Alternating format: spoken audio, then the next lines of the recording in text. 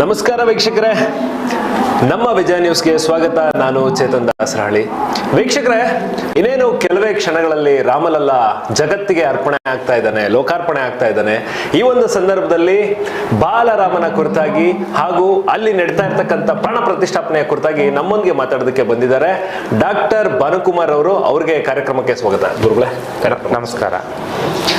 ಗುರುಗಳೇ, ಇವತ್ತು ನೀವು ನೋಡ್ತಾ ಇದ್ದೀರಾ, ನಮ್ಮೆಲ್ಲರ ಒಳಗೂ ಒಂದು ಯಾವುದೋ ಒಂದು ಶಕ್ತಿ ಸಂಚಾರ ನಡೀತಾ ಇರೋ ತರ ಇದೆ. ಇಡೀ ದೇಶದ ತುಂಬಾ ಸಂಭ್ರಮದ ವಾತಾವರಣ ನಡೀತಾ ಇದೆ. ಈ ಒಂದು ಸಂದರ್ಭದಲ್ಲಿ ರಾಮನ ಮುಹೂರ್ತ, ಇದೇ ಒಂದು ದಿನ ಪ್ರಾಣ ಪ್ರತಿಷ್ಠಾಪನೆ ಆಗ್ಬೇಕು ಅಂತ ಹೇಳಿ ರಾಮದೇವರಿಗೆ ಮುಹೂರ್ತವನ್ನು ಇಟ್ಟಿದ್ದಾರೆ. ಗುರುಗಳೇ, ಆ ಮುಹೂರ್ತದ ಬಗ್ಗೆ ಏನಾದ್ರು ಮಾತಾಡ್ಬೋದಾ? ಓಂ ನಮೋ ಭಗವತೆ ರಾಮಚಂದ್ರಾಯ. ಓಂ ನಮೋ ಭಗವತೆ ರಾಮಚಂದ್ರಾಯ. ಭಗವತೆ ರಾಮಚಂದ್ರಾಯ. ಶ್ರೀರಾಮನ ಬಗ್ಗೆ ಮಾತಾಡಬೇಕು ಅಂದರೆ ಎಷ್ಟು ಹೊತ್ತು ಮಾತಾಡಿದ್ರೂ ಕೂಡ ಕಡಿಮೆ. ಇವತ್ತು ನಾವು ಪಂಚಾಂಗ ವಿಚಾರ ಮತ್ತು ಇದು ಮುಹೂರ್ತ ಬಂದು ಅಭಿಜಿತ್ ಮುಹೂರ್ತ. ಇದು ಬಹಳ ಶ್ರೇಷ್ಠವಾದಂಥ ಮುಹೂರ್ತ. ನೋಡಿ, ಲಗ್ನ ಬಂದು ಮೇಷ ಲಗ್ನ, ಅಂದರೆ ಗುರು ಲಗ್ನದಲ್ಲಿದ್ದಾರೆ. ಅಂದರೆ ಮಂಗಳ ಮತ್ತು ಗುರು ರಾಶಿ ಪರಿವರ್ತನೆ ಆಗಿರುವಂಥದ್ದು. ಈ ಸಮಯದಲ್ಲಿ ಇವತ್ತು ಮುಹೂರ್ತ ಅಂದಾಗ ಮೃಗಶಿರ ನಕ್ಷತ್ರ, ಸೋಮವಾರ ಅನ್ನೋಂಥದ್ದು ಶುಭ ದಿನ. ಆಮೇಲೆ ಉತ್ತರಾಯಣ ಪುಣ್ಯಕಾಲ ಆರಂಭ ಆಗಿದೆ. ಇದು ತುಂಬ ಮಂಗಳಕರ ಅಂತೇಳಿ ಈ ಮುಹೂರ್ತಕ್ಕೆ ನಾವು ಹೇಳ್ತಾ ಹೋಗ್ತೀವಿ. ಈ ಮುಹೂರ್ತದಲ್ಲಿ ನಾವು ಗ್ರಹಗತಿಗಳನ್ನು ನೋಡ್ತಾ ಹೋದಾಗ ಮೇಷ ಲಗ್ನ, ಲಗ್ನದಲ್ಲೇ ಗುರು, ದ್ವಿತೀಯದಲ್ಲಿ ವೃಷಭ ರಾಶಿಯಲ್ಲಿ ಚಂದ್ರ, ಕನ್ಯಾ ರಾಶಿಯಲ್ಲಿ ಕೇತು, ಶುಕ್ರ, ಬುಧ ಮತ್ತು ಮಂಗಳ ಗ್ರಹ ಧನುರ್ ರಾಶಿಯಲ್ಲಿ, ಸೂರ್ಯ ಮಕರ ರಾಶಿಯಲ್ಲಿ, ಶನಿ ಮಹಾತ್ಮ ತನ್ನ ಸ್ವಂತ ಕ್ಷೇತ್ರ ಕುಂಭ ರಾಶಿಯಲ್ಲಿ, ರಾಹು ಅಂದರೆ ಲಗ್ನ ಭರಣಿ ನಕ್ಷತ್ರ 1ನೇ ಪಾದದಲ್ಲಿ ಬಂದಿದೆ. ಇದರಲ್ಲಿ ಇದು ನಮ್ಮ ಭಾರತ ದೇಶದಲ್ಲಿ ಬಹಳ ಶ್ರೇಷ್ಠವಾದಂತಹ ಮುಹೂರ್ತ ಕೂಡ ಆಗಿದೆ. ಇದು ಯಾಕೆಂದರೆ ಇವಾಗ ನಮ್ಮ ಹಿಂದೂ ಸನಾತನ ಧರ್ಮ ಅಂತ ನಾವೆಲ್ಲ ಹೇಳ್ತೀವಿ. ಹಿಂದೂ ಸನಾತನ ಧರ್ಮ ಪ್ರಸಿದ್ಧಿಯಾಗ್ತಾ ಇರುವಂತಹ ಮುಹೂರ್ತ. ಅದರಲ್ಲೂ ಕೂಡ ರಾಮನ ಜಾತಕ, ಶ್ರೀರಾಮನ ಜಾತಕ, ಯಾರು ಶ್ರೀರಾಮ ಅಂತಾರೆ, ಯಾರು ಶ್ರೀರಾಮನ ಜೊತೆ ಹೋಗ್ತಾರೆ ಅಂಥವರೆಲ್ಲ ಕೂಡ ರಾಮನಂತೆ ವಿಶ್ವ ಪ್ರಸಿದ್ಧಿ ಆಗ್ತಾರೆ. ಇವತ್ತು ಇಡೀ ವಿಶ್ವದಲ್ಲೇ ಅನೇಕ ಧರ್ಮಗಳಿದೆ. ಆ ಧರ್ಮಗಳಲ್ಲಿ ಸನಾತನ ಧರ್ಮ ಅಂತ ಹೇಳುವಂಥದ್ದೇ ಹಿಂದೂ ಸನಾತನ ಧರ್ಮ. ನೋಡಿ, ಕ್ರಿಶ್ಚಿಯಾನಿಟಿ ಬಂದು 2024 ಇಸ್ವಿಗ ನಡೀತಾ ಇದೆ. ಕ್ರಿಸ್ತ ಶಕ, ಕ್ರಿಸ್ತ ಪೂರ್ವ ಅಂತೀವಿ. ಕ್ರಿಸ್ತ ಪೂರ್ವಗಿಂತ ಮುಂಚೆ ಮೊಹಮ್ಮದ್ ಪೈಗಂಬರ್ ಬಂದರು. ಅದಕ್ಕಿಂತ ಹಿಂದಿನದು ಸನಾತನ ಧರ್ಮ. ಇವತ್ತು ಇಡೀ ವಿಶ್ವಕ್ಕೇನೆ ಪ್ರಸಿದ್ಧಿ ಆಗ್ತಾ ಇರುವಂತಹ ಒಂದು ಸನಾತನ ಧರ್ಮ. ಇದು ನಮ್ಮ ಬರೀ ಭಾರತ ದೇಶ ಅಲ್ಲ, ಇಡೀ ವಿಶ್ವನೇ ವೀಕ್ಷಣೆ ಮಾಡ್ತಾ ಇರುವಂತಹ ಒಂದು ರಾಮ ಮಂದಿರ ಈಗ ನಿರ್ಮಾಣ ಆಗ್ತಾ ಇದೆ. ಅಯೋಧ್ಯೆಯಿಂದ ಈ ನಮ್ಮ ಸನಾತನ ಧರ್ಮ ಇಡೀ ವಿಶ್ವದಲ್ಲೇ ಪ್ರಕಟ ಆಗುವಂತಹ ಸುಸಂದರ್ಭ ಸ್ಥಾಪನೆ ಆಗಿದೆ. ಈ ಲಗ್ನ ಮೇಷ ಲಗ್ನ, ಲಗ್ನದಲ್ಲಿ ಗುರು ಇದ್ಬಿಟ್ರೆ 1.25 ಲಕ್ಷ ಕೋಟಿ ದೋಷಗಳು ಕೂಡ ಪರಿಹಾರ ಆಗಿಬಿಡುತ್ತೆ. ಅಂತಹ ಶುಭ ಲಗ್ನ ಇದಾಗಿದೆ. ಮತ್ತೆ ಈ ಗ್ರಹಗತಿಗಳು ಕೂಡ ಈ ಸಮಯದಲ್ಲಿ ಬಹಳ ವಿಶೇಷವಾಗಿದೆ. ಶ್ರೀರಾಮಚಂದ್ರನ ಜಾತಕದಲ್ಲಿ ಆ ಎಲ್ಲ ಗ್ರಹಗಳು, ಅನೇಕ ಗ್ರಹಗಳು, ಚತುರ್ಗ್ರಹಗಳು, ಮಂಗಳ ಗ್ರಹ, ಗುರು, ಶುಕ್ರ, ಶನಿದೇವರು ಇವರೆಲ್ಲ ಉಚ್ಚವಾಗಿರುವಂತಹ ಸಮಯ ಎಷ್ಟೋ ವರ್ಷಕ್ಕೊಂದ್ಸಲ ಬರುತ್ತೆ. ಅಂಥ ಸಮಯದಲ್ಲಿ ಶ್ರೀರಾಮನ ಜನ್ಮ ಆಗಿರುವಂಥದ್ದು ಬಹಳ ನಮ್ಮ ದೇಶಕ್ಕೆ ಇವತ್ತು ಒಂದು ನೋಡಿ, ನೀವೆಲ್ಲ ಪ್ರಿಯ ವೀಕ್ಷಕರೇ, ವಿಚಾರ ಇವತ್ತು ಬಿಜೆಪಿ ಆಡಳಿತ ನಡೆಸಬೇಕಾದ್ರೆ ಶ್ರೀರಾಮನ ಹಿಂದೆ ಹೋಗಿದ್ದಕ್ಕೆ ಇವತ್ತು ಇಡೀ ದೇಶದಲ್ಲಿ ಎಲ್ಲಿ ನೋಡಿದ್ರು ಕೂಡ ಬಿಜೆಪಿ ಪಕ್ಷದ ಆಡಳಿತ, ಎಲ್ಲಿ ನೋಡಿದ್ರು ಕೂಡ ಜಯಕಾರ ನಡೀತಾ ಇದೆ. ಹಂಗೆ ಆ ಥರ ಶ್ರೀರಾಮನ ಜಾತಕ ಅಷ್ಟು ಸೂಪರ್ ಆಗಿದೆ. ಅದಕ್ಕೆ ಇವತ್ತು ಧರ್ಮ ದಂಗೆ ಆಗಬೇಕು, ಸನಾತನ ಧರ್ಮ ಇಡೀ ವಿಶ್ವದಲ್ಲೇ ಹರಡಬೇಕು ಅಂದರೆ ಇದು ಶ್ರೀರಾಮನಿಂದನೇ ಸಾಧ್ಯ. ರಾಮನ ಜೊತೆಗೆ ಹೇಗೆ ಬಿಲ್ಲು ಬಾಣ ಇರುತ್ತೆ, ಯುದ್ಧ ವನ್ನು ಸೋರಿಸುತ್ತೆ. ಹಾಗೆ ಯಾರು ರಾಮನ ಜೊತೆ ಹೋಗ್ತಾ ಇರ್ತಾರೋ ಅವರೆಲ್ಲರಿಗೂ ಕೂಡ ಜಯ ಅನ್ನೋದು ಹಾಗೆ ಆಗುತ್ತೆ. ವಿಜಯ, ಕೀರ್ತಿ.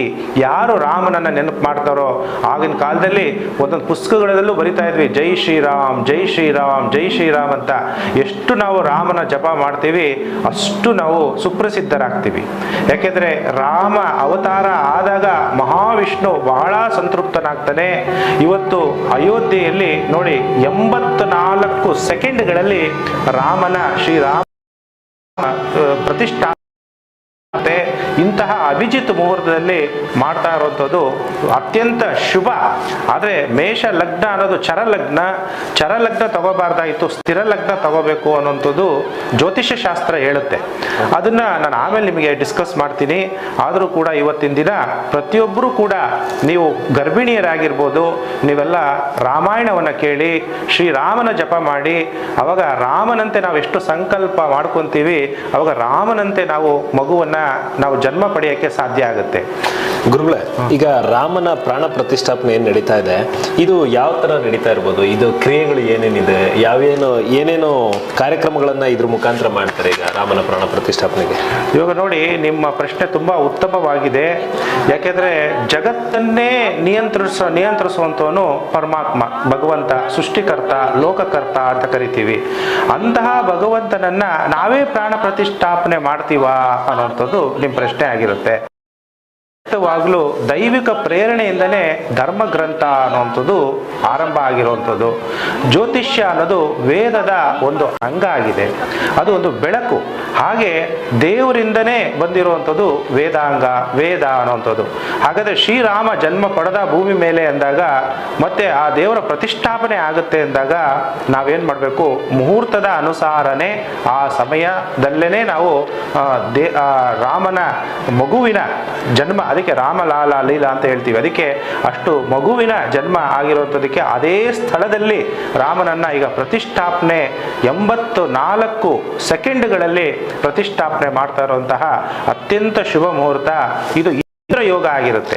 ಯಾಕೆ ಇಂದ್ರ ಯೋಗ ಅಂತ ಕರಿತೀವಿ ಅಂದ್ರೆ ದೇವತೆಗಳಲ್ಲೇನೆ ಸೇನಾಧಿಪತಿ ಇಂದ್ರ.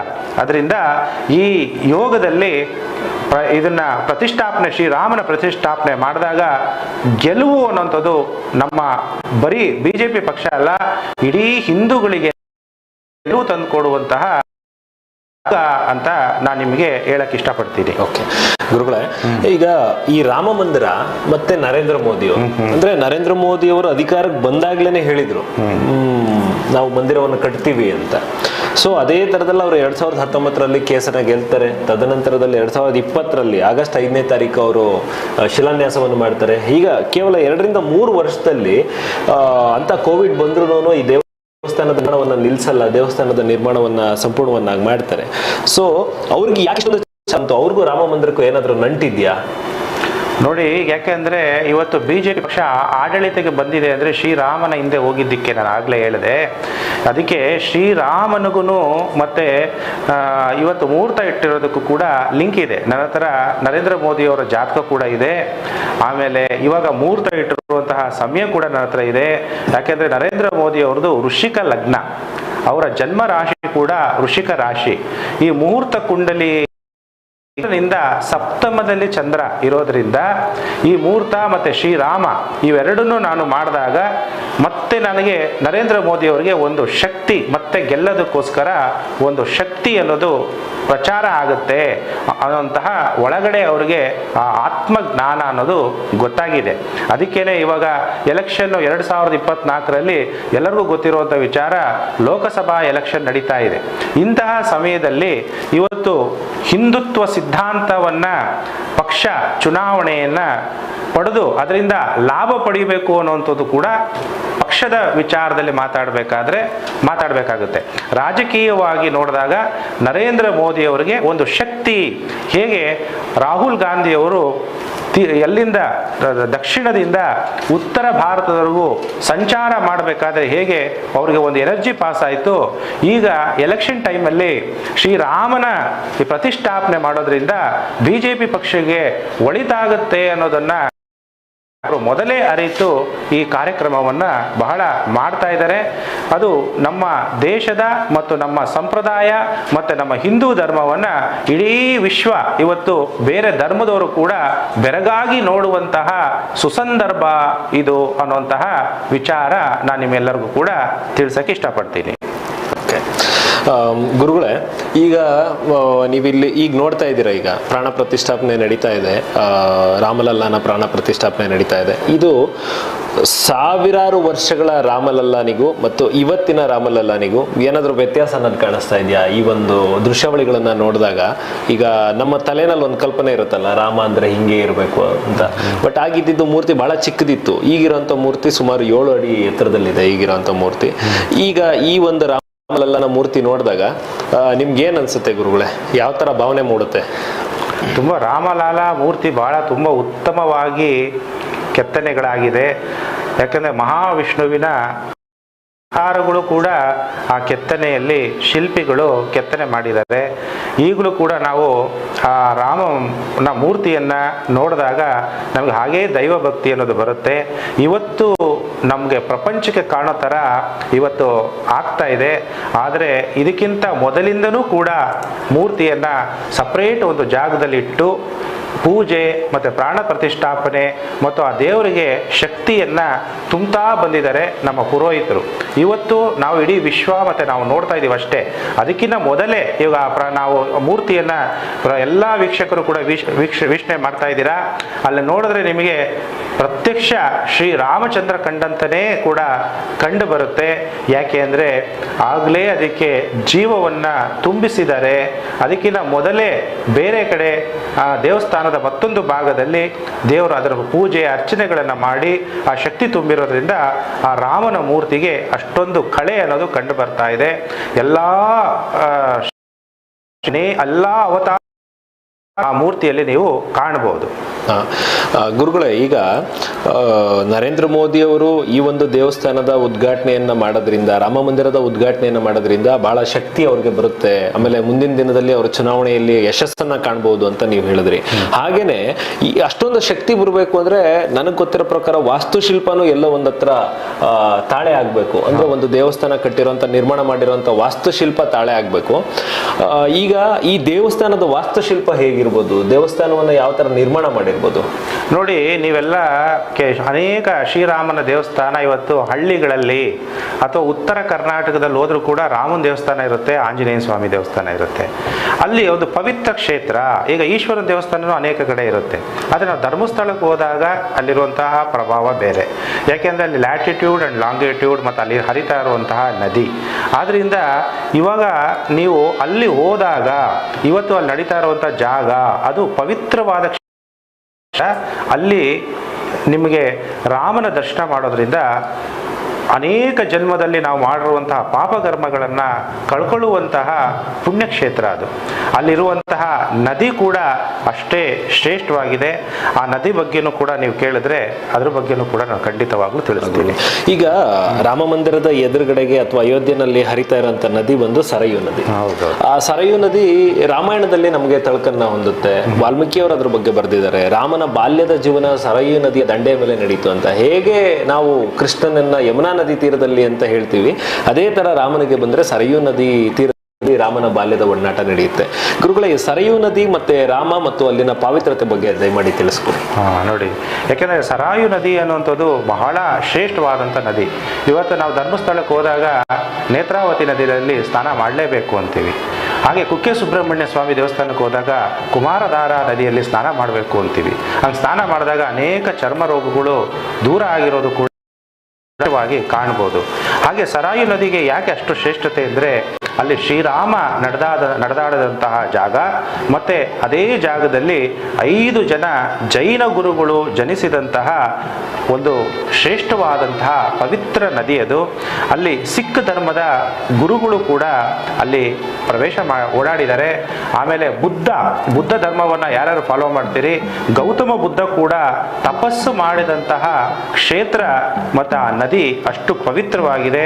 ಅದನ್ನು ಮಾನಸ ಸರೋವರ ಅಥವಾ ನೇತ್ರಜ ಅಂತ ಕರಿತೀವಿ. 3 ಹೆಸರಲ್ಲಿ ಕರಿತೀವಿ. ಅದು ಆಮೇಲೆ ಗರ್ಚುನೇವಾಲಿ ಅಂತೀವಿ. ಗರ್ಚುನೇವಾಲಿ ಅಂದರೆ ನಮ್ಮ ಮನೆಗೆ ತಲುಪುವಂಥದ್ದು. ಆಮೇಲೆ ಬಿಹಾರಲ್ಲಿ ಸಂಗಮ ಅಂತ ಕರಿತೀವಿ. ಈ ಸರಾಯು ನದಿ ಹೇಗಿದೆ ಅಂದರೆ ರಾಮನ ಬಿಲ್ಲು ಯಾವ ರೀತಿಯಲ್ಲಿ ಇದೆಯೋ, ನೀವು ಮೇಲಿಂದ ಹೆಲಿಕಾಪ್ಟ್ರಲ್ಲಿ ಅಥವಾ ಮೇಲಿಂದ ನೋಡಿದಾಗ ಹೇಗೆ ರಾಮನ ಬಿಲ್ ಇದೆಯೋ ಅದೇ ರೀತಿಯಲ್ಲಿ ಆ ಸರಾಯು ನದಿ ಕೂಡ ಅದೇ ಥರ ಪವಿತ್ರವಾಗಿದೆ. ಅದೇ ರೀತಿ ಕೂಡ ಕಂಡು ಅಲ್ಲಿ ಸರಾಯು ನದಿಗೆ ಎಲ್ಲರೂ ಕೂಡ ಅಯೋಧ್ಯೆಗೆ ಹೋಗಿ ಬರಬೇಕು. ಅಯೋಧ್ಯೆನ ಶ್ರೀರಾಮನ ಆದಮೇಲೆ ಅಲ್ಲಿ ಹನುಮಂತನ ಗುಡಿ ಇದೆ. ಹನುಮಂತನ ದರ್ಶನ ಮಾಡದೆ ನೀವು ಹೋಗಲೇಬಾರ್ದು ಅಂತಾರೆ. ಅದಾದ ಮೇಲೆ ನಿಮ್ದು ಏನೇ ಪುಣ್ಯ ಕರ್ಮಗಳನ್ನು ಮಾಡ್ಕೋಬೇಕು ಅಂದಾಗ ಈ ನದಿಯಲ್ಲಿ ಸ್ನಾನ ಮಾಡಾದಮೇಲೆ ಅಲ್ಲೊಂದು ಹಸು ಇದೆ, ಅದನ್ನು ಗೋಮಾತೆ ಅಂತೀವಿ. ಆ ಹಸುವನ್ನು ಬಾಲ ನೋಡಿದಾಗ ನಮ್ಮ ಪೂರ್ವಜರನ್ನ ತೋರಿಸುತ್ತೆ.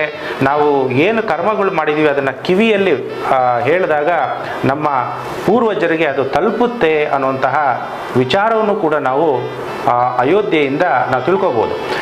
ಇವತ್ತು ಪ್ರಾಣ ಪ್ರತಿಷ್ಠಾಪನೆ ದಿನ ಅನೇಕ ಸೆಲೆಬ್ರಿಟಿಗಳಂತೂ ತುಂಬ ಜನ ಹೋಗ್ತಿದ್ದಾರೆ. ಆದರೆ ತಪಸ್ವಿಗಳು, ಸನ್ಯಾಸಿಗಳು ಹೋಗ್ತಾ ಇರೋದ್ರಿಂದ ಅಲ್ಲಿ ಇನ್ನೂ ತುಂಬ ಪವರ್ಫುಲ್ ಅನ್ನುವಂತಹ ಪ್ರದೇಶ ಅನ್ನೋದು ನಮ್ಮೆಲ್ಲರಿಗೂ ಕೂಡ ಕಂಡು ಬರ್ತಾ ಇದೆ.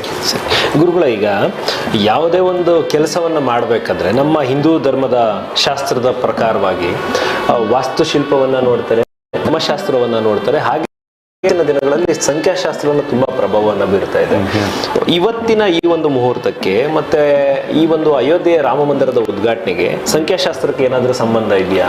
ನೋಡಿ, ಏನಾದ್ರೂ ನೋಡಿ ಪ್ರಿಡಿಕ್ಟ್ ಮಾಡಿದಾರಾ? ಹೌದೌದು. ನೋಡಿ, ಇವತ್ತು ನಾವು ಯಾವುದೇ ಒಂದು ನೋಡ್ಬೇಕಾದ್ರೆ ಜ್ಯೋತಿಷ ಶಾಸ್ತ್ರದ ಮತ್ತೊಂದು ಭಾಗ ಅಂದ್ರೆ ಸಂಖ್ಯಾಶಾಸ್ತ್ರ ಮತ್ತೆ ವಾಸ್ತುಶಾಸ್ತ್ರ.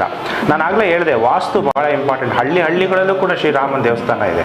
ವಾಸ್ತು ಮುಖ್ಯ. ಹೇಗೆ ಧರ್ಮಸ್ಥಳದ ವಾಸ್ತು ತುಂಬಾ ಪವಿತ್ರ, ಅಲ್ಲಿ ಹೋಗಿದ ತಕ್ಷಣ ನಮಗೆ ತುಂಬಾ ಒಳ್ಳೇದಾಗುತ್ತೆ. ಹಾಗೆ ಕಾಶಿ ವಿಶ್ವನಾಥ ಆಗಿರ್ಬೋದು. ಹಾಗೆ ಈಗ ಸಂಖ್ಯಾಶಾಸ್ತ್ರ ಅನ್ನೋದು ಕೂಡ ಜ್ಯೋತಿಷ ಶಾಸ್ತ್ರದ ಮತ್ತೊಂದು ಭಾಗ. ನೋಡಿ, 22/1/2024 22 ಅಂದಾಗ 4ನೇ ನಂಬರ್ ಬರುತ್ತೆ, ಅದು ರಾಹು ಸಂಖ್ಯೆ. ಮತ್ತು ಎಲ್ಲ ಸಂಖ್ಯೆಗಳನ್ನು ಕೂಡ ನೀವು ಆ್ಯಡ್ ಮಾಡಿ 2024 ಅಂದಾಗ ಇದು 4, 5, 6, 8, 9, 10, 11, 12, 13 ಅದು ಕೂಡ ರಾಹುವಿನ ಸಂಖ್ಯೆನೇ ಬರುತ್ತೆ. ಯಾಕೆಂದರೆ ಬರ್ತ್ ನಂಬರು ಮತ್ತು ಫ್ಯೂಚರ್ ನಂಬರು ರಾಹು ನಂಬರ್ ಬರುತ್ತೆ. ಯಾಕೆಂದ್ರೆ ರಾಮ ಗೆದ್ದಿದ್ದು ಯಾರ ಮೇಲೆ ಅನ್ನೋದು ತೋರಿಸುತ್ತೆ.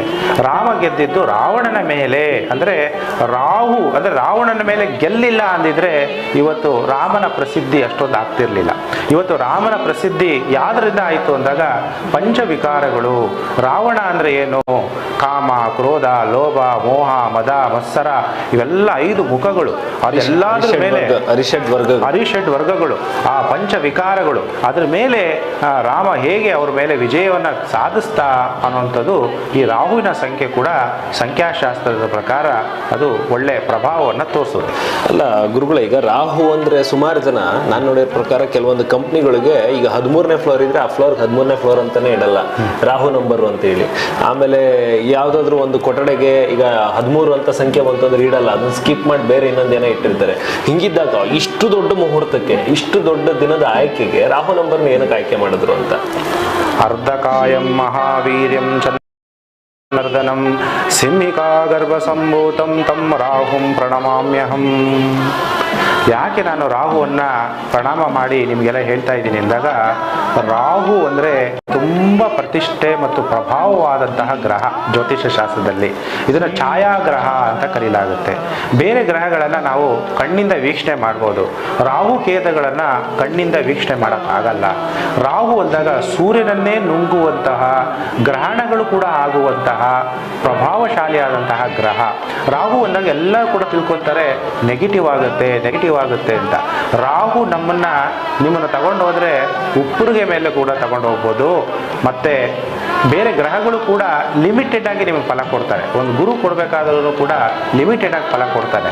ಶನಿ ಮಹಾತ್ಮ, ರಾಹು, ಕೇತು ನಿಮ್ಮನ್ನು ಬೇಕಾದ್ರೆ ನಿಮ್ಮ ಕರ್ಮಗಳ ಅನುಸಾರ ಮೇಲಕ್ಕೂ ತಗೊಂಡೋಗ್ತಾನೆ, ಕೆಳಗಡೆನೂ ತಗೊಂಡ್ಬರ್ತಾನೆ. ಇದರ ವಾಸ್ತುಶಾಸ್ತ್ರದ ಪ್ರಕಾರ ನೀವು ಲಿಂಕ್ ಮಾಡಿದಾಗ ಅದು ಕೆಲವರಿಗೆ ಅದನ್ನು ನಾವು ವಾಸ್ತು ನೋಡಿ ಯಾಕೆ ಆ ನಂಬರ್ನ ಅವರು ಇಲ್ಲ ಅನ್ನುವಂಥದ್ದನ್ನು ಅದು ಪರ್ಟಿಕ್ಯುಲರ್ ವಾಸ್ತು ನೋಡಿ ಮತ್ತು ಅವರ ಡೇಟ್ ಆಫ್ ಬರ್ತು, ಅದು ಮಾಲೀಕರು ಯಾರಾಗಿದ್ದಾರೆ, ಅವರು ಡೇಟ್ ಆಫ್ ಬರ್ತ್ಗೂ ಆ ರಾಹು ನಂಬರ್ಗೂ ಸರಿ ಹೋಗ್ತಾ ಇದೆಯಾ, ಅವ್ರ ಜಾತಕದಲ್ಲಿ ಯಾವ ದಶಾಭುಕ್ತಿ ನಡೀತಾ ಇದೆ, ರಾಹು ಪಾಪ ಗ್ರಹಗಳು ಅಥವಾ ಪುಣ್ಯ ಗ್ರಹಗಳು ಅಥವಾ ಶುಭ ಗ್ರಹಗಳ ಜೊತೆಗೆ ಸಂಬಂಧ ಹೊಂದಿದೆಯಾ, ಇವೆಲ್ಲ ಕೂಡ ಜ್ಯೋತಿಷ್ಯ ಶಾಸ್ತ್ರದಲ್ಲಿ ನೋಡಬೇಕಾಗುತ್ತೆ. ಅಥವಾ ನಿಮ್ಮ ಜನ್ಮ ನಕ್ಷತ್ರ ರಾಹುವಿನಿಂದನೇ ಆಗ್ತಾ ಇದೆಯಾ, ರಾಹುನೇ ನಿಮಗೆ ಯೋಗಕಾರಕನಾಗಿದ್ದರೆ ಅತ್ಯಂತ ಶುಭ ಫಲಗಳನ್ನ ಕೊಡ್ತಾನೆ. ಅದೇ ಅವನ ಯೋಗಕಾರಕನಾಗಿಲ್ಲ ಅಂದರೆ ನಿಮಗೆ ಅಷ್ಟೇ ಅಶುಭ ಫಲಗಳನ್ನು ಕೂಡ ಪ್ರಾಪ್ತಿಯನ್ನು ರಾಹು ಮಾಡಿಸ್ತಾನೆ ಅನ್ನೋಂತಹ ವಿಚಾರವನ್ನು ನಾವು ತಿಳ್ಕೊಬೋದು. ಗುರುಗಳೇ, ಈಗ ರಾಹು ಬಗ್ಗೆ ಹೇಳಿದ್ರೆ ಮತ್ತೆ ರಾಹು ಸಂಖ್ಯೆ ಬಗ್ಗೆ ಹೇಳಿದ್ರೆ, ಸಾಮಾನ್ಯವಾಗಿ ನೀವು ನೋಡ್ತಾ ಇರ್ಬೋದು ಇವತ್ತು ಇಡೀ ನಮ್ಮ ಕರ್ನಾಟಕ ಅಲ್ಲ ಇಡೀ ದೇಶದಾದ್ಯಂತ ಸುಮಾರು ಜನ ಇವತ್ತು ಮಕ್ಕಳಿಗೆ ನಾಮಕರಣ ಮಾಡ್ತಾ ಇದ್ದಾರೆ. ಆಮೇಲೆ ಸುಮಾರು ಜನ ಇವತ್ತು ಅವ್ರ ಮದುವೆ ಕಾರ್ಯಕ್ರಮಗಳನ್ನ ಇಟ್ಕೊಂಡಿದ್ದಾರೆ, ಅಂಗಡಿ ಪೂಜೆಗಳನ್ನ ಮಾಡ್ತಿದ್ದಾರೆ, ಗೃಹ ಪ್ರವೇಶನ ಮಾಡ್ತಿದ್ದಾರೆ, ಕೆಲವರು ಡೆಲಿವರಿಗಳನ್ನ ಸಹ ಇವತ್ತೇನೆ ಆಗ್ಬೇಕು ಅಂತ ಮಾಡ್ತಾ ಇದ್ದಾರೆ. ಸೊ ಇವತ್ತು ಈ ಕೆಲಸಗಳಿಗೆ ಇದು ಯೋಗ್ಯವಾಗಿದೆಯಾ? ನೋಡಿ, ಇವಾಗ ಇದು ಮುಹೂರ್ತ ಬಹಳ ಉತ್ತಮವಾದಂತಹ ಮುಹೂರ್ತ ಒಂದು ರೀತಿಯಲ್ಲಿ.